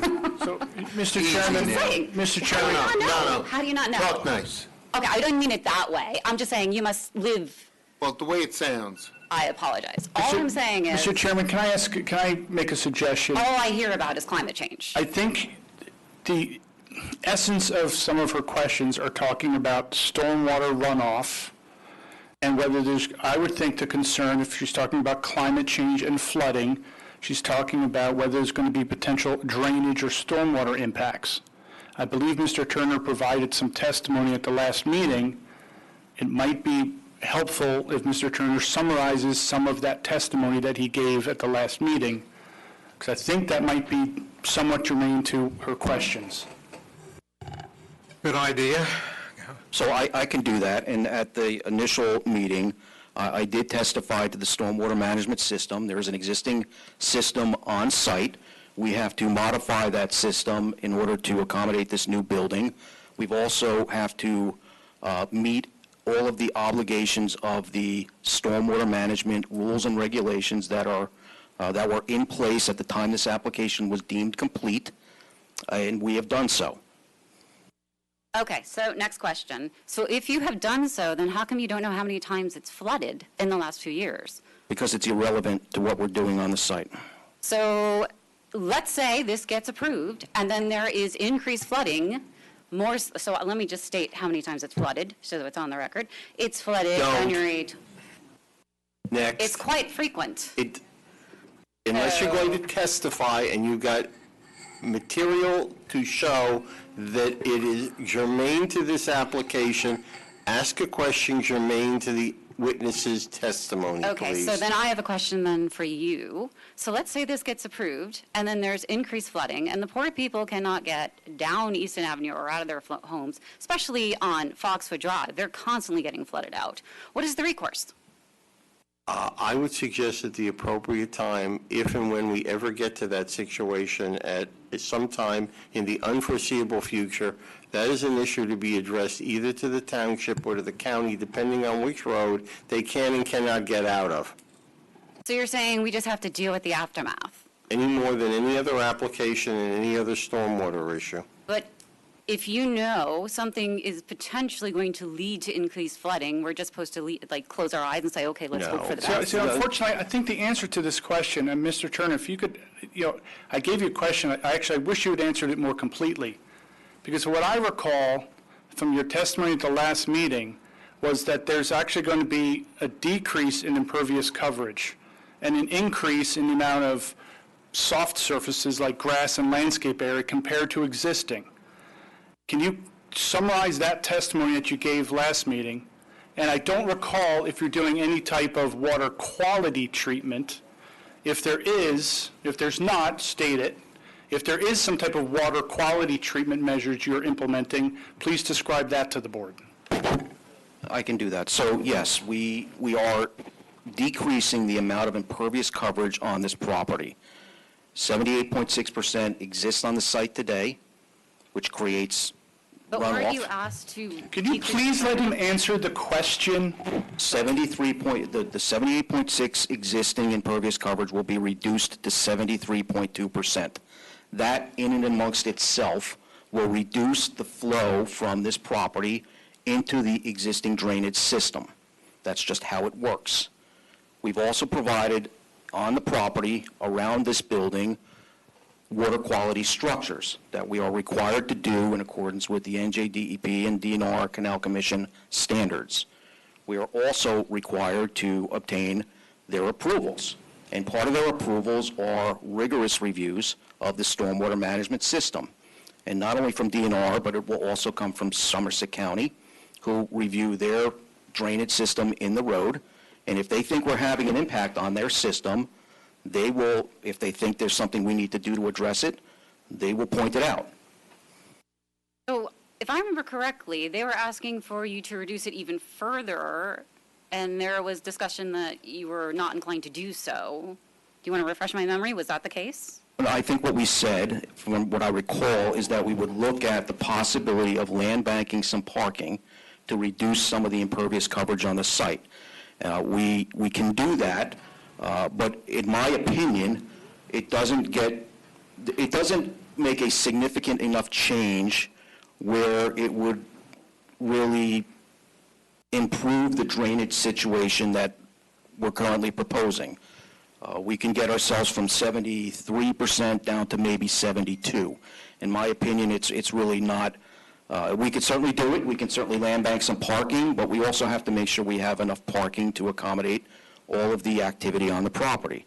So we can reduce the impervious coverage, but it doesn't really make a difference in terms of stormwater management. So you're telling me you're concerned about parking, which tells me there's even more people going to be going to that area. No, that's not what I said. You're putting words in my mouth. That's not what I said. I said we have to make sure we have enough parking on site to accommodate the development.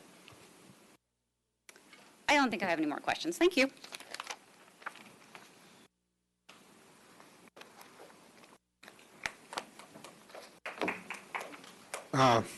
I believe there's someone who wants to speak who hasn't spoken.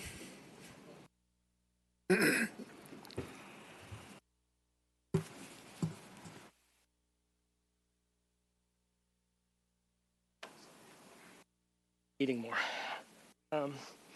Alex Strauss, 285 Hazlitt Way. Raised mostly in Levitt, went to McAfee School. My cousins raised mostly in Foxwood and went to Connerly. So I know the area. Now, Mr. Turner, sir, you, early in your testimony, you alluded to the garden apartments to the south and west, correct? Which complex is in the south? Is that the Park at Franklin Greens? Would you agree with that? Okay. In terms of the name, I don't remember the name. Okay. Do you know how many apartments? Yeah. Do you know how many units are in those garden apartments? No.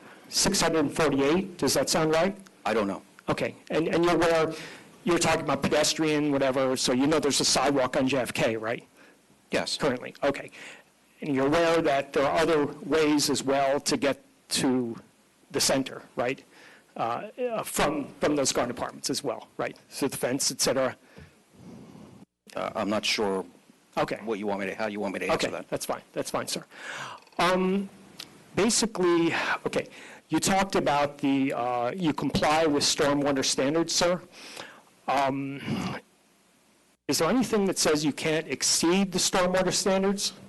Is there anything written down that you're allowed to exceed them, right? Yes. Okay. Has there been any talk, for instance, I mean, we just talked about flooding, et cetera, in the past. Has there been any talk, for instance, since you're going to be breaking ground, disturbing the pavement, of having, say, some kind of underground tank as a holding tank underground that could then release, Hoboken is doing it, but then can release water after the flooding, potential flooding has, is over? Have you talked about that? No. No, you haven't. Okay. How about any kind of, say, rain garden? And also, Chairman Shepherd was talking about pervious and impervious pavement, what could be done there. And we talked about, and Ms. Sportak was just talking about that there's an elevation or there's a decline. How about like a rain garden, especially as the property towards the McDonald's, since there's a slope, maybe like a rain garden with some stones and things like that, that could naturally flow there and sort of like a holding, maybe be absorbed through there. Have you talked about that? Have you planned for that? No, and it was never part of my testimony that we would provide something like that. My testimony is that we would comply with the regulations that we have to comply with. You've complied with them. Okay. All right. Let me ask you about what's on the board right now. I mean, what's posted. Right now, we see that's the plan as going to be constructed, right? So you see a lot of trees and whatever. Let me ask you, there was some testimony earlier last time, Kiki Anastasakos mentioned, people tend to walk diagonally. Would you kind of agree with that? That they go from the shortest distance between 2 points. They don't necessarily stick with, say, a sidewalk. If they're going to Stop and Shop, that's what I'm asking. We're now getting into opinion testimony. Okay. I mean, there's a question, he'll answer it. Okay. Okay. Is it possible you can post, please, the current situation? That would be page 3 of the site plan sheets, page 3 on the site plan sheets, please. That's the current. That's not all those trees. Okay. Okay, that's good. So basically, if I can go up there for a moment, basically what we see here is there's a stand of trees up here, right? Okay, near the top. Now that stand of trees right there, would you agree is no longer there? Because they're building the sidewalk for McDonald's. So would you agree with that? That stand of trees right there on the left side of the access road, it's not there anymore, right? I don't believe they are. Okay. Second thing is this stand of trees. So that's the best stand of trees currently still in existence. Would you agree with that? That's an opinion I'm not Okay, all right. I'm not going to answer that. Okay. Would you agree that that stand of trees is going to be knocked out by your sidewalk? Would you agree with that, sir? That stand of trees will no longer be there because you're going to put a sidewalk in, and there's no other place for it potentially? That stand of trees will be removed but replaced with other trees. Right now, it's really the best stand of trees currently, right? The best stand of trees during this tremendous heat wave, and it's the best stand of trees on that property, exclusive of the perimeter. I'm talking about within the asphalt desert, okay? That is the best stand. It's about 10 trees, right? Would you agree with that, sir? Would you agree with that? Yes. Okay. So that's going to be In terms knocked of the in. number of trees, yes. Is there a question? Well, I just wanted some agreement that. He agrees that there are 10 trees there. Okay, but that those trees will be knocked out. He already said. And he's already by testified that to sidewalk. that. Okay. Is there another place to put the sidewalk, sir? That sidewalk going to Stop and Shop that's not really the shortest distance between 2 points, so people might not even use it, right? Is there another place to put that sidewalk? No, we placed the sidewalk in where we think is the most appropriate and safe location for the sidewalk to be installed. And we placed trees in other areas that allow us to accommodate the sidewalk. And all of those trees are going to make it. They're all going to be healthy and fine. Is there going to be a sprinkler system?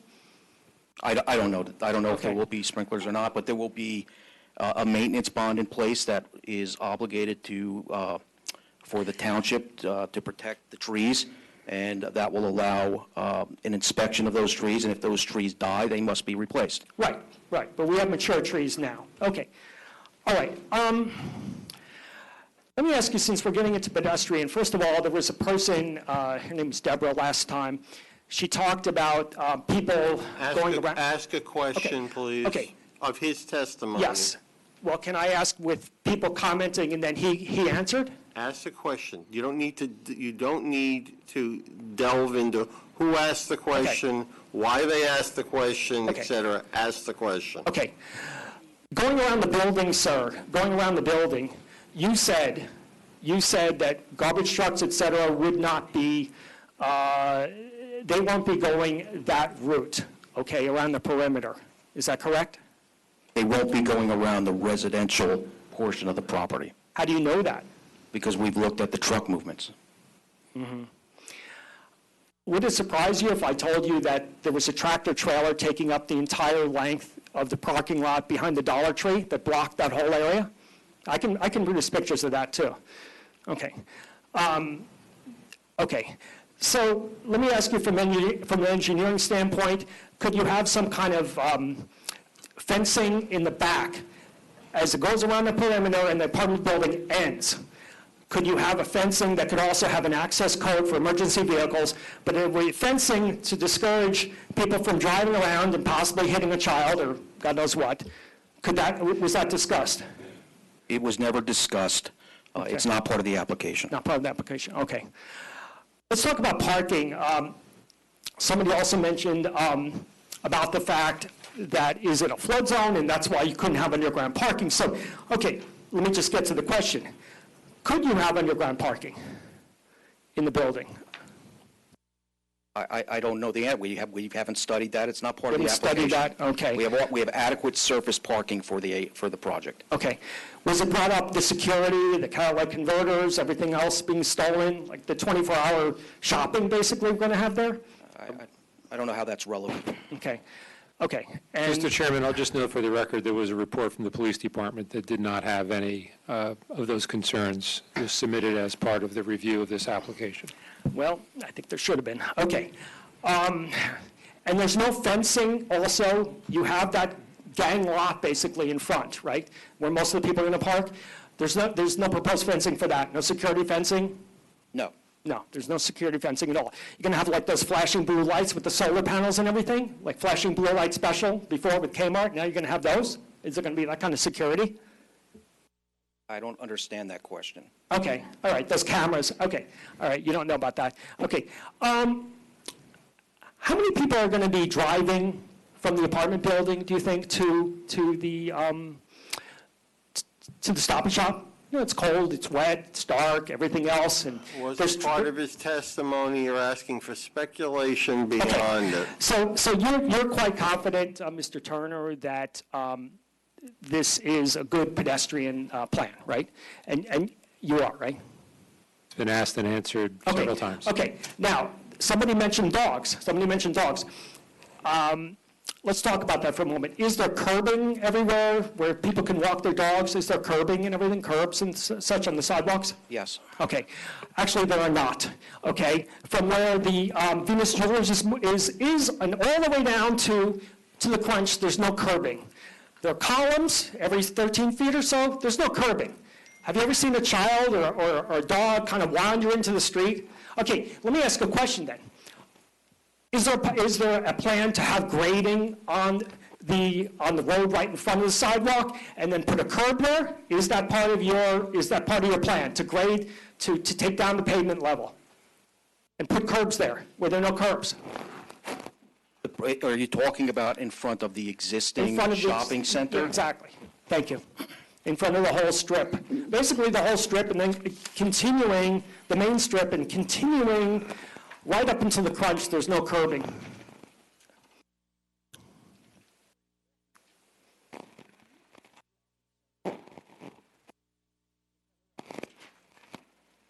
So we're proposing new concrete curbing, and I'll just trace it on the exhibit, if you can see the cursor.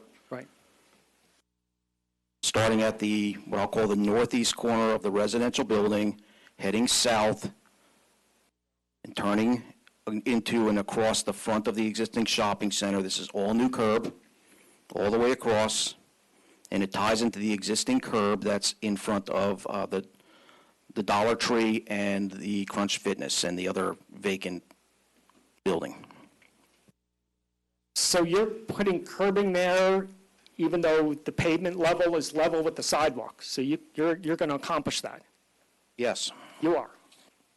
Okay. Okay. Let me ask you about the, okay. Had a couple other things. Okay. Truck access, the trucks, the Stop and Shop trucks, you know where they move, right? The Stop and Stop trucks, there's no impact to the Stop and Shop truck movements. Okay. Well, you know how the tractor trailers leave, like it's a one-way and in the back going toward Easton Avenue and then they curve around, but they can't because of the Chase Bank and everything. Often they go in front of the Stop and Shop and then they hang a left. So they would go on the access road, right?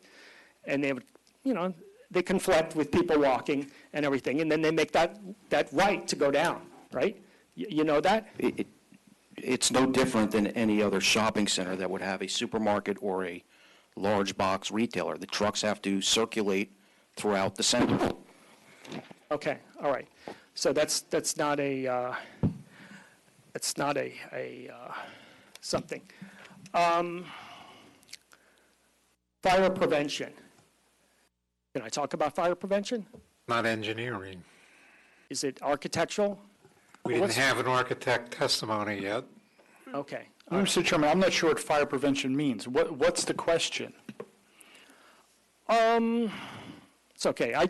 Can I ask the architect then, or should I? That'd be the next person. Architect hasn't testified. Okay, I'll save it for then. Let me. Okay. All right. Blah blah blah blah blah blah blah. Okay. So let me ask you something, sir. So obviously you're aware that it was a Kmart. It was never anything but a department store, right? It was a Glance before. So are you concerned the fact that it's like dug out? And the reason, let me tell you why I'm asking that. Don't. Okay. Ask the question. The hills, it gets very Ask the hilly. question. Okay. It gets very hilly. As you go in the back, it gets very hilly.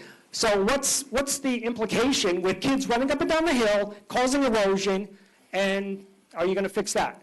Okay? Because kids don't have a level playing field, literally. Okay? They're supposed to go to that little spot that you're creating. Is this a city or a suburb? It's a suburb, right? they're supposed to be happy with that little postage stamp that they're getting, right? That's what they're supposed to do. Nobody forces somebody to move in. They're going to Oh, know what they have Wow. for Okay. accommodations. Yeah, I don't know how else you want me to answer that question. Okay. Wow. Okay. All right. That's all I have. Thank you. Just quick for my benefit, you did say that play area was 10,000 square feet?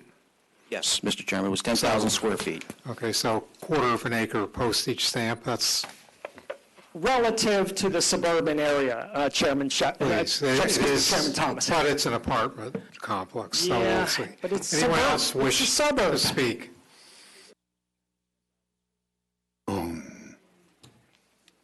Go ahead.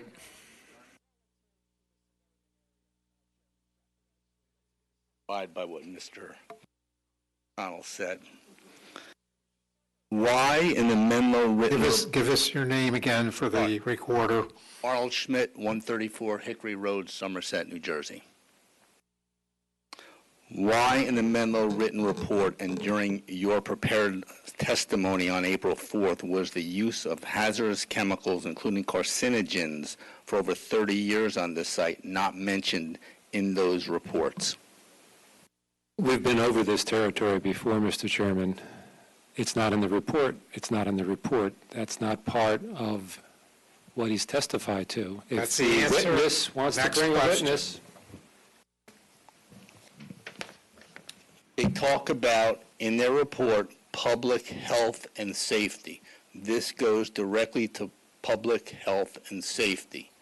And I go back again, Mr. Schmidt, to the comment I made roughly an hour and 20 minutes ago, that if you have an individual or individuals who you wish to call as a witness or provide testimony with backup reports so that everyone knows what the witness is going to say and what was potentially testified, you are more than welcome to do so, but you cannot get information in from this witness that isn't in his report under the grounds that somehow he left it out. Even if he did, you can't get it in through him.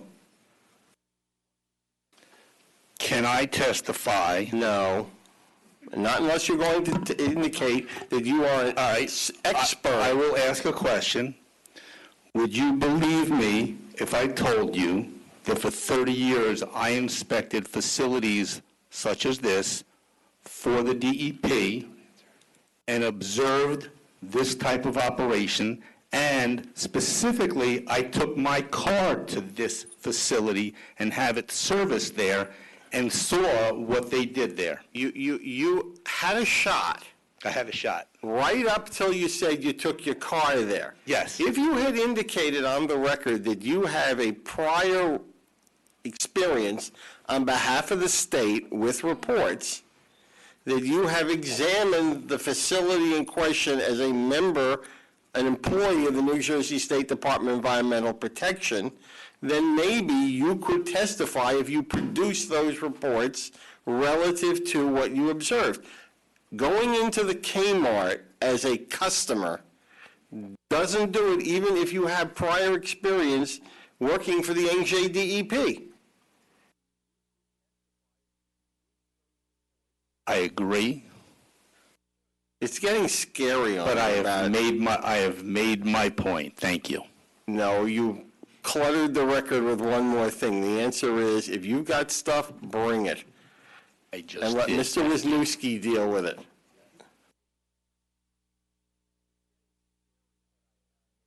Hi, everyone. Deborah Foster, 31 Buttonwood Drive. Forgive me as well, it's my first time at a meeting at all. So it was very interesting, and I do appreciate everybody up there. My question is, for the little, the area, I think you said it's 10,000 square feet, what kind of amenities are going to be, or are in the plans for that? Or is it like barbecuing, or what would the plans be for that type of area? Honestly, it has not been completely vetted out. It's there.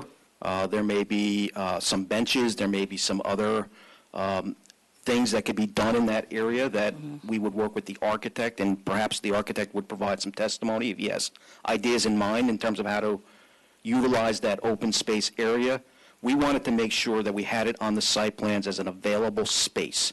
We provided the sidewalks around there. We provided some landscaping in that area. We've identified a corner where we had shown maybe possibly some brick pavers. We have a couple of benches in that area, but that area certainly is a work in progress. It is there to be further detailed.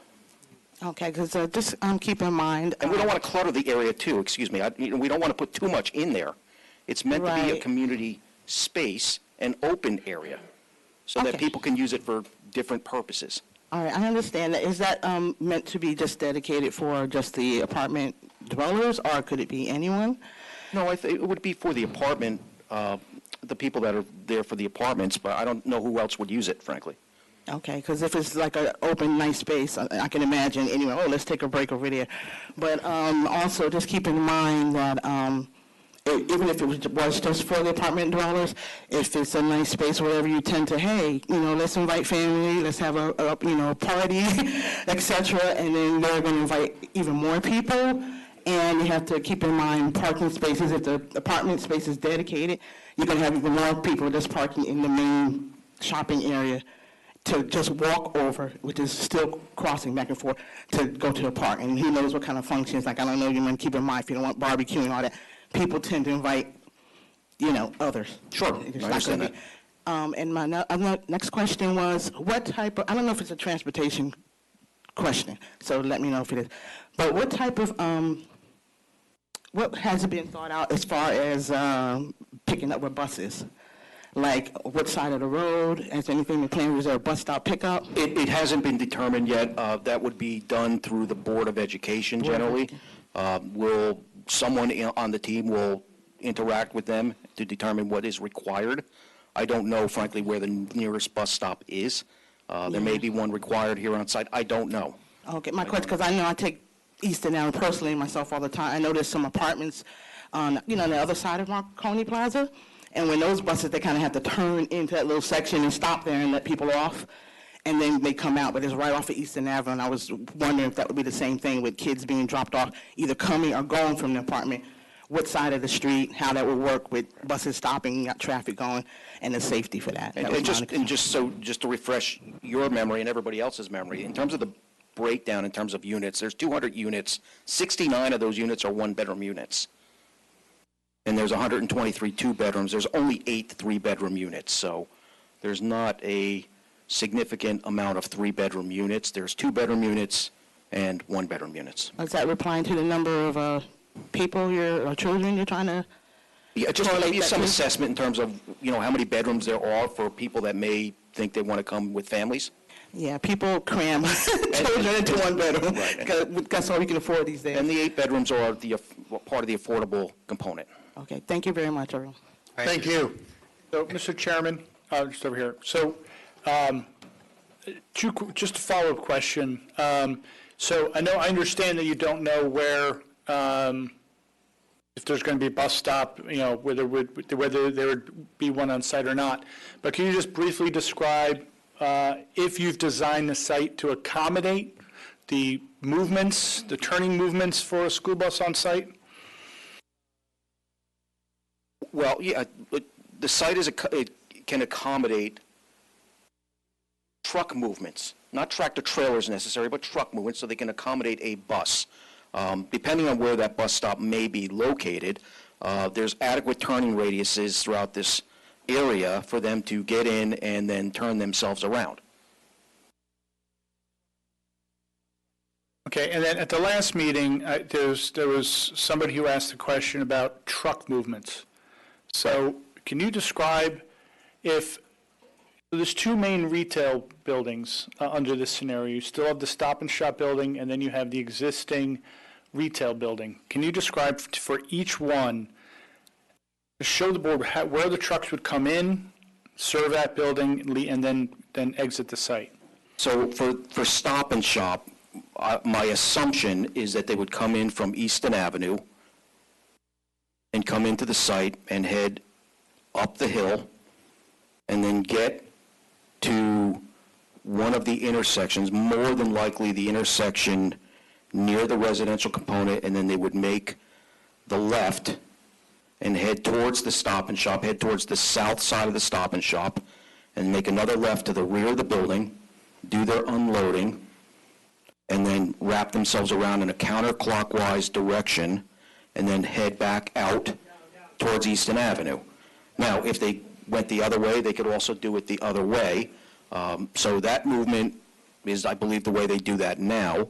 In terms of the existing shopping center with the multi-tenant, with all the tenants in it, same thing, they would come in from Easton Avenue, head up the hill, down the main, what I'll call the main service drive, head towards the residential component, and then they can either make that same left that the Stop and Shop deliveries would do, and then come across, head towards Stop and Shop, and then they would make a right, as opposed to making the left to go to the back of Stop and Shop, they'd make a right, and then head back along the side of the retail building, and then they would do their unloading at the back of that shopping center.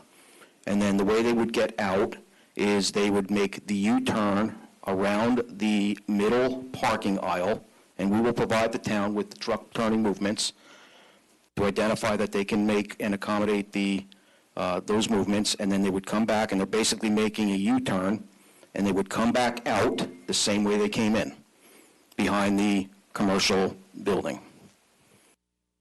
Okay, so so I heard you say that you will provide those turning movements. How would you prevent or at least deter the trucks from not making that U-turn and going around the residential building? We would do it with signage, first off, and then it would be up to the property management team. If they see that that's a problem, they will have to address it. If a truck were to go straight and go around that building, can they even make those turns? Yes. Yes, they can go along the back of that building, make the right, parallel with JFK Boulevard, then they can make another right and come across the front of the building, get to the main four-way intersection where that service driveway is, and then make the left and go out. Right, so, this may be a question that our fire prevention official will hit me for, but if it was to be allowable from a emergency access perspective, would you have any, and maybe you want to talk to your client, any objection to having more affirmative ways to prevent trucks from going around the building and making sure that trucks do that U-turn, don't go around the residential portion? I would say initially we can certainly take a look at that, but I would like to confer with my client to see what he would be amenable to. And I wouldn't speculate on what that could be. I'd like to have some time to think about that, but there may be ways to do that. Okay, thank you. I would say, I'm sorry, down the road, I would probably be advocating for some sort of public bus service, New Jersey Transit, to have an actual stop on site. Okay. We'll look at that. I don't know if people remember it, but this used to be a big bus depot for senior citizens back in the early, late 70s when they picked them all up and took them to the casinos every day and brought them back. And that was it has a history of a bus stop, but I would think they would be interested in service to New Brunswick and Bound Brook train stations. Is there a current bus line on Easton Avenue? Yes. Okay, I'm sorry, go ahead. I'm Vanessa Davenport, Learnington Way, Somerset. I just want a little clarification. I'm sorry? Talk closer to the mic. I'm Vanessa Davenport. Got to get real close.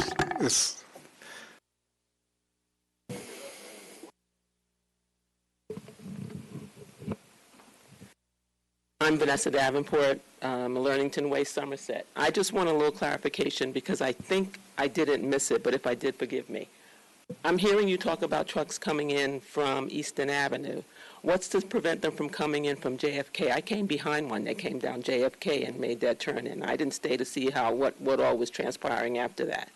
But what's to stop them from coming in that way? Why aren't you addressing that? Nothing. They can come in through that way as well. If the truck route is for them to come down JFK Boulevard, then they could make the turn That's an existing driveway. We're not making any modifications to that driveway now. My assumption is that if the trucks do use that entrance, it's not a problem now. It won't be a problem when, with this proposal. Well, now if they come in that way, they can go straight toward Right, they would get Stop and Shop. But if you go on this, Right, they would have to make that right. They would make a right turn. Yeah, they would make a right turn and then, follow the movements that I explained earlier. That's a turn that they could negotiate. We'll make sure we look at that. I'm looking at it now. It looks like it may be a little tight, and we can maybe widen that out a little bit, but that's not a problem. Thank you. Thank you. Okay, thank you. It looks like we're winding down on this. Is there anyone else now who would like to? At this point, we might as well get all of it exhausted. Terry Thorson, 18 Labed Drive. Is there any reason why you chose to, with the stormwater system, you chose a 25-year storm level rather than 100? That's what we're required based on the current standards for this particular application, where we're doing basically a redevelopment. Okay. Would it surprise you to know in the last 25 years, Hurricane Floyd dropped 15 inches in Franklin, Superstorm Sandy 12 inches, and Ida 7.6, all above the 6.7 that you have for the 25-year. And we did, in our report, we have a stormwater management report dated October 26, 2023. Yeah. We have an analysis that goes up to the 100-year storm event. Really? Because the stormwater management report I have from your application says you're using the 25-year one. And The 25-year storm is used for designing pipes, underground pipes. Okay. When we analyze runoff from a development, we calculate that for a multitude of storms. The water quality storm, the 2-year storm, the 10-year storm, 25, and then the 100-year storm. The 25-year storm you're referring to is the standard that's required to design the underground storm pipes. But if we do end up with another Floyd with 15 inches, would that system be able to handle it? The new current runoff rates accommodate the historical rain from those storms. Okay. And I have one, this is kind of a silly question, but why did you put a swimming pool between two 4-story buildings? Are they going to get any sunlight there? I think that's better answered by the architect. It just seems odd to me that they would have it where they probably will only get sun during the 2 equinoxes during the year, when the sun's directly overhead at noon. I think I'd like to have that architect answer that question. Thank you. Anyone else? Arnold Schmidt, 134 Hickory Road. I'm sorry, but I just want a clarification. The people that are going to be testifying, that are going to be giving their comments, can you just tell us, I'm wondering, who's going to be doing the planning comments, the variance comments, the traffic comments, and the population questions? So we know who to ask the questions. We said we would do that at the end of the meeting. Okay, thank you. Slowly, I write slowly. Thank you. Last call.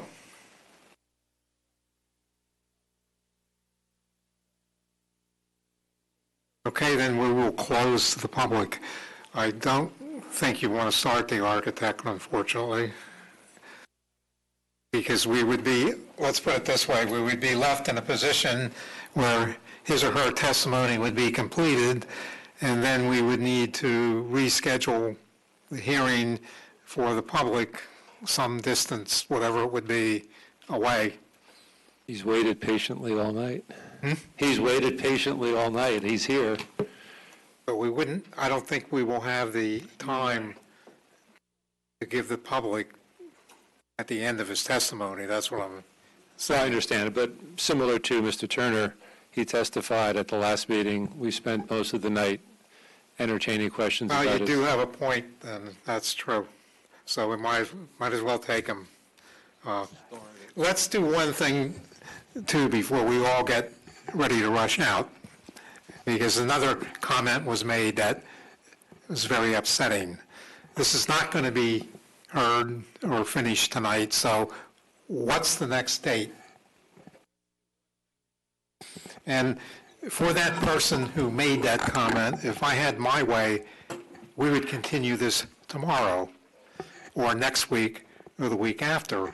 Unfortunately, we have to accommodate many people's schedules and obligations, so sometimes there are 2 or 3 weeks between a meeting like tonight and the next time that it's scheduled. So did you have a chance to talk with your people? I or- think tentatively, we're okay with August 1st. I mean, I haven't been able to reach everybody on the Okay. team, but I think, obviously, we're going to have to, even if we start Dave tonight, Mr. Minow, we're going to have questions for him at the next meeting, so, And who would come after Mr. Minow? our traffic expert. Okay. So it's going to be architecture and then traffic. We don't have any availability in July. It would be August, and I had discussed that with the attorney when he first came in to make sure that he had an opportunity to speak with his professionals to make sure that they would be available for August 1st. I've spoken to some, not all. Which, for the public, is another consideration. We have 45 days in which to act on an application, and there are other applications already scheduled, so we can't necessarily just bump everybody to continue this one week after week after week, even though we all up here would probably like to hear it next week or at the next meeting. It's not possible, and we have to deal with it. Mr. Chairman, I'm just going to throw an idea out there. I don't know if the board would want to entertain this, but would the board be willing to entertain meeting at 6:30 or 7 as opposed to 7:30, just so you'd have more time for each? You might have more opportunity for, again, more questions of the public and the board then. Any comments from board members? 6:30? I'm okay with it. Here? I would be okay. 6:30, okay with you? And And I'm assuming everyone's listening, we're going to try for a 6:30 You need a meeting. Mr. Chairman, you need a motion. Change the date, the time of the August 1st hearing. Mark? We have a motion to change the August 1st, Can I or ask a second. question? Is it just for this Yeah, one that's meeting? Or is the change going to be just for the next meeting? Just for that? Okay. Yep. Okay, I had the same question. Change the date, the time of the August 1st meeting, 6:30 PM at the municipal building. The notice will be given to the appropriate newspapers and placed on the website, et cetera, to ensure that the public knows that the date, that the time of the meeting has been changed. Yes, we'll have to do an Open Public Meetings Act notice Well, to the change board it as has well. to first approve the change of the time. Is there a motion? I move. I'll second. All in favor, is it all in favor or roll call? All in favor. All in favor? Aye. Opposed? Motion carried. It'll be at 6:30, August 1st. Mr. Wisniewski? Yes, Mr. Chairman. Bring I'm on sorry. your, You're going to have Mr. Menino and your next witness, whoever that may be, available on August 1st? Yes, okay, bring in your architect. thank you.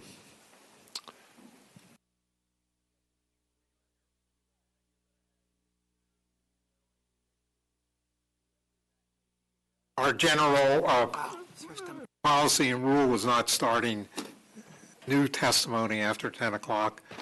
It is not 10 o'clock, so the architect will go to completion, but the meeting will end at that point. Define completion? You want to define completion of his testimony? So, Mr. Chairman, what I'm going to suggest to myself, board members, and the public let's just let him do his testimony. Don't interrupt him. Write your questions down. And on August 1st at 6:30, if any board has any questions, if I have any questions, the public has any questions, everybody's under the same rules. Write your questions down and be prepared August 1st to ask those questions at that time. Okay, good suggestion. Okay. Just bear with us 1 second. He's getting his electronics up and running. While that's happening, we can swear the witness. If he's paying attention, raise your right hand, please. Testimony you're about to give is the truth, the whole truth, and nothing but the truth, so help you God? Yes. State your full name, spell your last name for the record, state by whom you were employed, and your credentials. 1 second, please.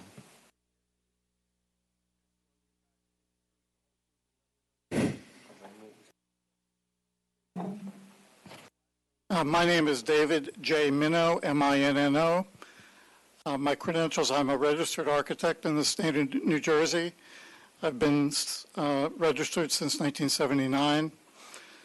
I'm a principal in Minnow and Wasco Architects and Planners, which is about a 100-person architecture and planning firm specializing in multifamily residential architecture. Located where, Mr. Minnow? We have 2 offices, one in Lambertville, New Jersey, and one in Newark, New Jersey. I will accept those qualifications as an expert, and that ends the discussion on qualifications and expert. He's been accepted.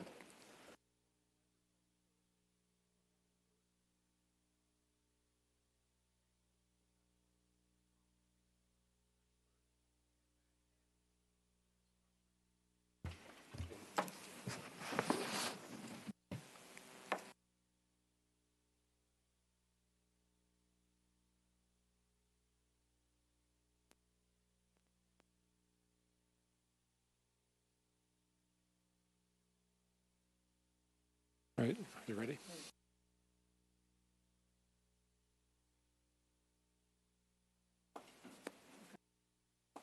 Okay, Mr. Chairman, we call David Minnow to be our architectural expert witness. David, I'm going to turn the floor over to you. If you would please, for the board, run through the plans and discuss the reviews that we've received from the municipality. Good evening. I'm proud to present this project. I'm going to be talking about 2 components of it. One is the architecture for the 200-unit multifamily building on the site of the old Kmart, and then I'm going to be discussing a facelift to the retail portion of the building adjacent to the residential building. So I'm going to be talking about both items. This building is designed as a fully modern residential building. When I say modern, it will have modern amenities. It'll have all the things that people are really looking for in today's multifamily apartment buildings. And it'll also have the proper services. They're basic small things that people don't think about, but things like package delivery. How do we handle packages and mail in a large building today with people getting hundreds of packages from Amazon and other sources? So we've really worked to accommodate that.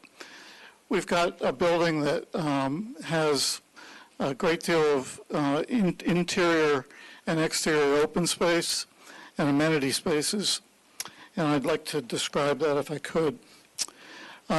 The main entry to the building, and let me move to my second exhibit, is, let's see if you can see my cursor. The main entry to our building is off of a lay-by lane in front of the building. And this creates like a motor court atmosphere where people can be picked up and dropped off at this entry. It gives a place for a small Amazon truck to sit for a few minutes as they unload and deliver packages. But it creates the sense of an address, and that's something that we think is important for every residential project. And it is adjacent to the quarter-acre park across the street. We think that it creates a landscaped opportunity there to create a beautiful entry. As you enter the building, we have our main lobby, which has a small leasing area, has a mail room and package storage area directly in that yellow area in the front of the building. And then the 2 lavender shaded areas, you immediately see through that lobby, see right through to the outdoor courtyards, through a club room on the left, and there's an exercise facility with windows out to the courtyard on the right-hand side. We have two main elevators in this lobby, and we have a third elevator on the side lobby toward JFK. One of the reasons why we have the lobby on the JFK side is we do have a fair amount of additional parking along that side, but that's also where building management will schedule move-ins. And move-ins occur slowly over time, and they're scheduled events, and they're scheduled with very small trucks. People cannot bring a Allied van line to this property. When a person signs a lease, they enter into a move-in program that says even if they have a lot of furniture, which not many people do for a one or two bedroom apartment, but they schedule a time that's off hours to deliver to that area. And we have a little gray area here on the side of the building with double doors. It acts as a staging area as people move furniture in, and there's a double-sided elevator there where they can enter that elevator and get to the upper floors with their move-in furniture. The building, as you can see, is organized. It's an E shape, and the E is basically generally facing south. There was a question about the courtyards. We did it this way to get the maximum light into those courtyards. And we think that the courtyards will have a good amount of light through the days, especially in the summer hours. The courtyard on the ground on the left side of the building is where we have our swimming pool. And this directly is access from interior of the building through the club room to that area. There's also access through the exterior here through a courtyard that'll be key carded because that area needs to be fenced for safety because it has a swimming pool. And we have lounge seating around the swimming pool, and we have private terraces off of the first floor units adjacent to that courtyard. The courtyard on the left is a little more passive, but it's still very important. It has some grilling areas. We have some fire pits for early evening gathering. We have some seating areas located there. And we have walkways and benches located throughout that area. So there's really two different feels to those courtyards. A couple other things to mention while we're on the ground floor. If you look in the bottom of the left, right-hand E toward the rear of the building, we have what's called a trash termination room. And all the upper floors have a trash chute which comes down into that area where trash is compacted. Recyclables are collected on each floor, in the trash room on each floor. They're brought down to that room by building management for collection and pickup. We have a loading area right behind that area in the rear of the building where trash can be picked up at a scheduled time on trash day. So we don't have trash sitting on the curb, smelling. We don't have dumpsters that are overflowing. The trash is contained in the trash room and is compacted in that room. It's a very modern, efficient way to handle trash. The building, I think someone who was asking questions of the engineer asked about fire safety. This building is fire safe in the sense that it's a fully sprinklered building. It'll be at a high standard of fire safety. All the proper floor-to-floor fire ratings are met. All the side fire ratings are met. And the building itself, every unit in this building, because it's elevator served, is what we call handicap adaptable. So if someone comes asking for accommodation of some form, we don't have to change any doorways, make any structural changes to accommodate a handicapped person. It has some movable cabinets that we can drop to a lower level. All the backer boards are in the shower areas for grab bars. All those things can be accommodated easily and quickly by building management to make it a handicap adaptable unit.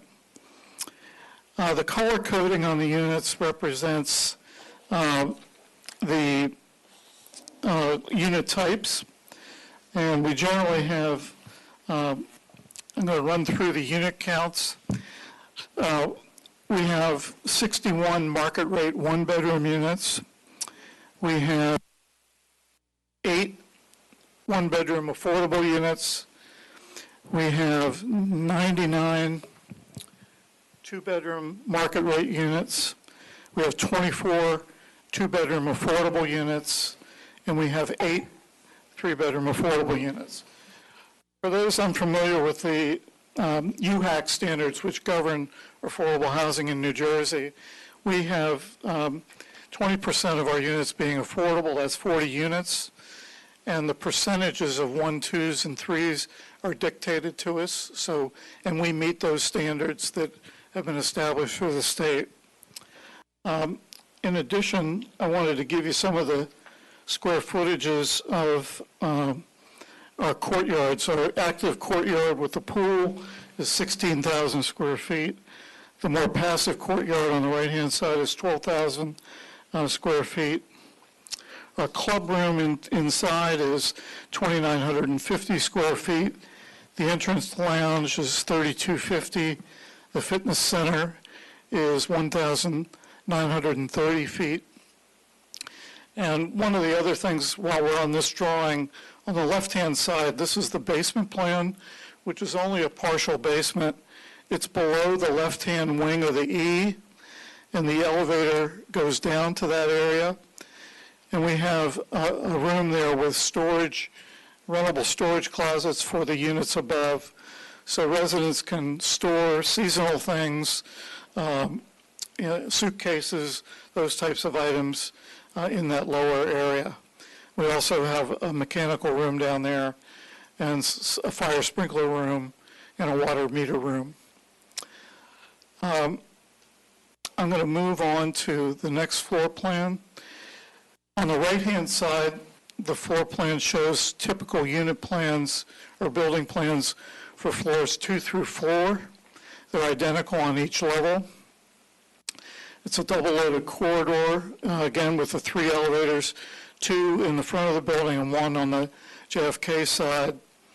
We have our required stairwells, fire access stairwells, and then in this gray area is where we have our trash chute going down to the trash termination room.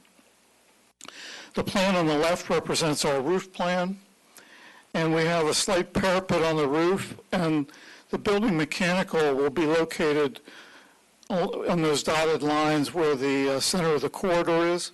We locate the condensing units there for 2 reasons. One, because it's in the center of the roof, and it makes it less invisible, basically, from pedestrians and cars on the ground. So it's in the part of the roof that's least visible. But it also is in the part of the roof where there's less vibration. It's over the corridor, so we can isolate those condensing units above the corridor line. And then you see our elevator towers and stair towers indicated on the roof plan. I'm going to move along to some of the elevations of the building. The building is 4 stories. It's 46.72 feet in height.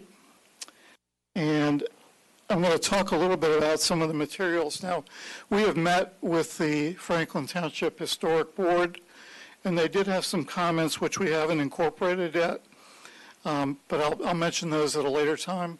We're going to go back and meet with them and show them some revisions. So this is where our application was at the time we made application. So there may be some minor changes related to the Historic Board. But the materials that are indicated here, we have a mix of traditional fiber cement siding. That's the horizontal siding that you see in this elevation. We also have fiber cement panels, which are the larger panels areas. So we have a durable facade. We have basically a concrete base facade. In the base of the building, the darker gray portion of the building is brick. That's a dark colored brick element. We have some composite panels, which again, they're not wood, but they're made to look like wood, and those are to changed materials in between the windows in certain areas.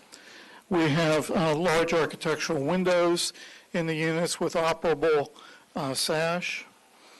And we have generous storefront glass on the lobby level, and that's to bring light in. And in particular, around the amenity areas in the back of the building, there's a great deal of glass. The entry is highlighted by a canopy. If you look at this elevation, there's about a 4-foot overhung canopy.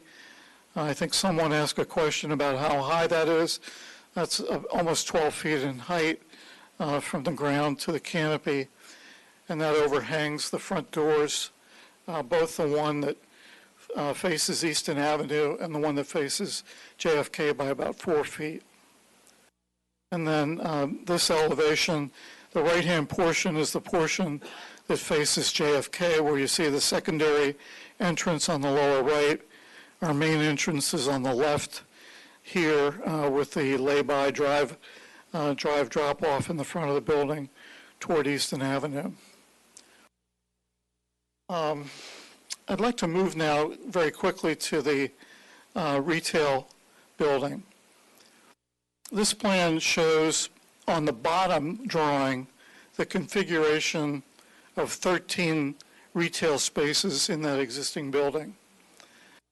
We are going to reconfigure that slightly with new demising partitions to create 17 retail spaces.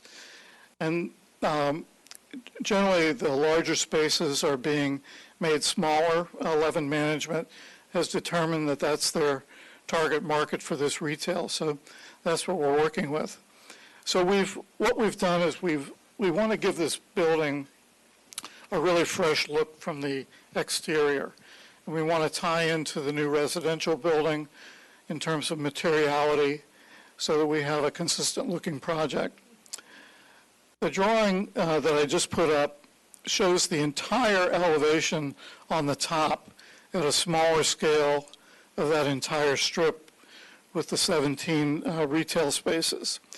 And then the two elevations on the bottom bring those up to a slightly larger scale. Elevation A is the left-hand portion of the building where the larger stores are located. And elevation B is on the right-hand side, indicating the smaller, finer grain retail.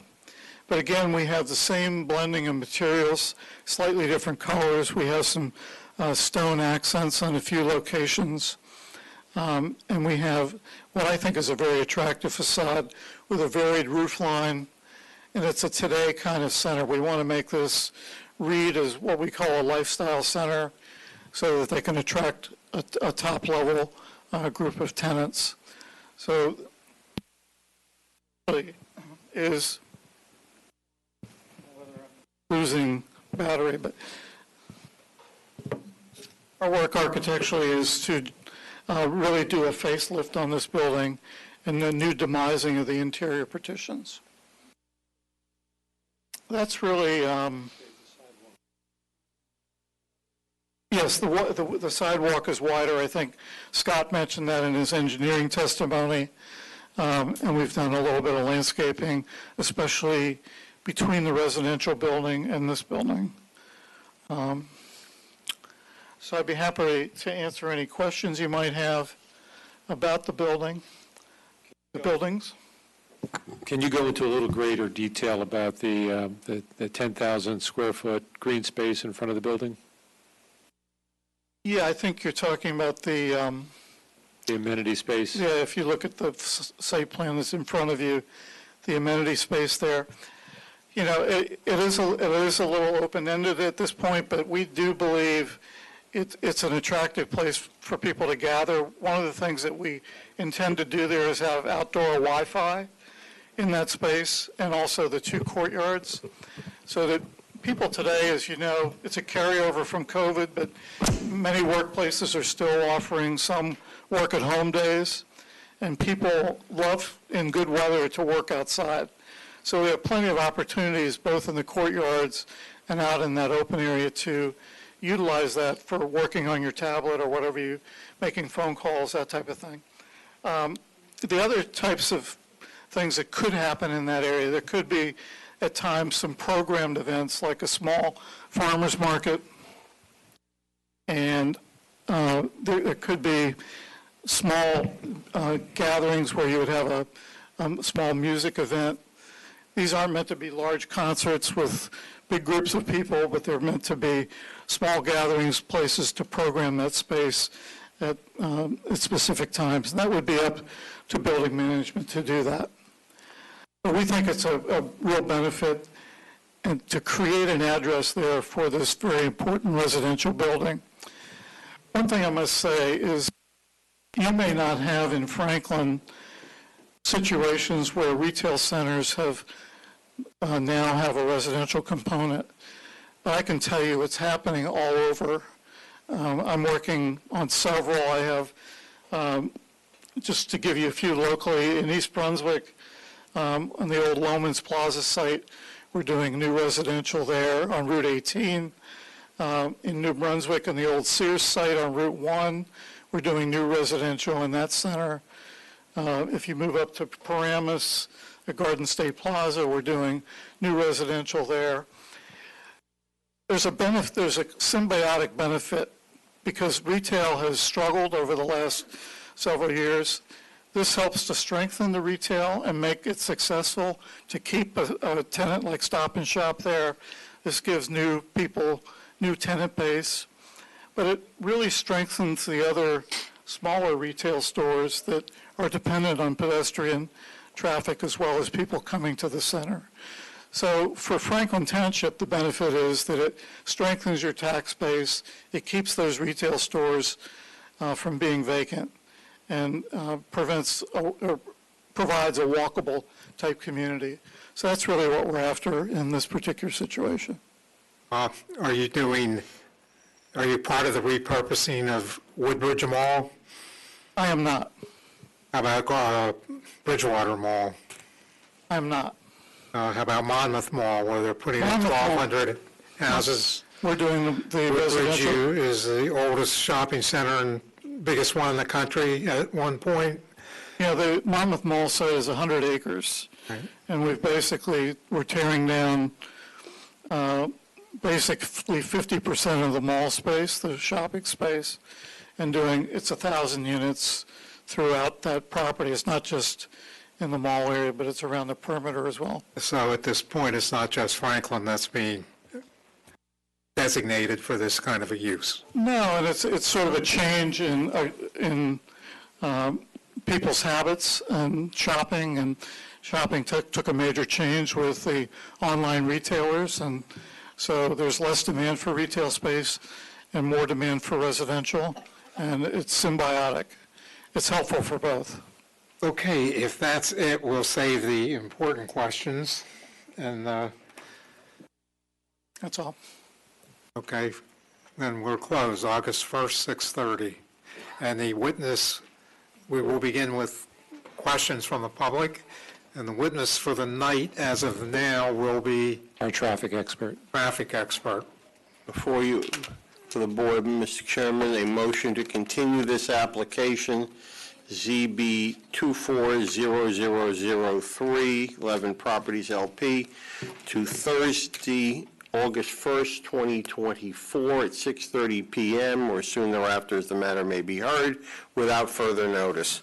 Thank you, counsel. And I will also note that we had done correspondence at the request of Ms. Woodbury about extending the time for decision, I think through the end of June. I would be happy to do that now through the end of August. I think you're being very, okay, we'll deal with it. I try to be optimistic. Okay, is there a motion to adjourn? No, we need that motion first. A motion to change the meeting in the Motion, time. you've already changed the meeting. The motion, Mr. Chairman, is to continue this meeting until Thursday, August 1st, 2024, at 6:30 p.m. or soon thereafter, as the matter may be heard, without further notice. That's the motion. Is there a second? Second. All in favor? Aye. Opposed? Motion carried. Is there a motion to adjourn? Meeting adjourned.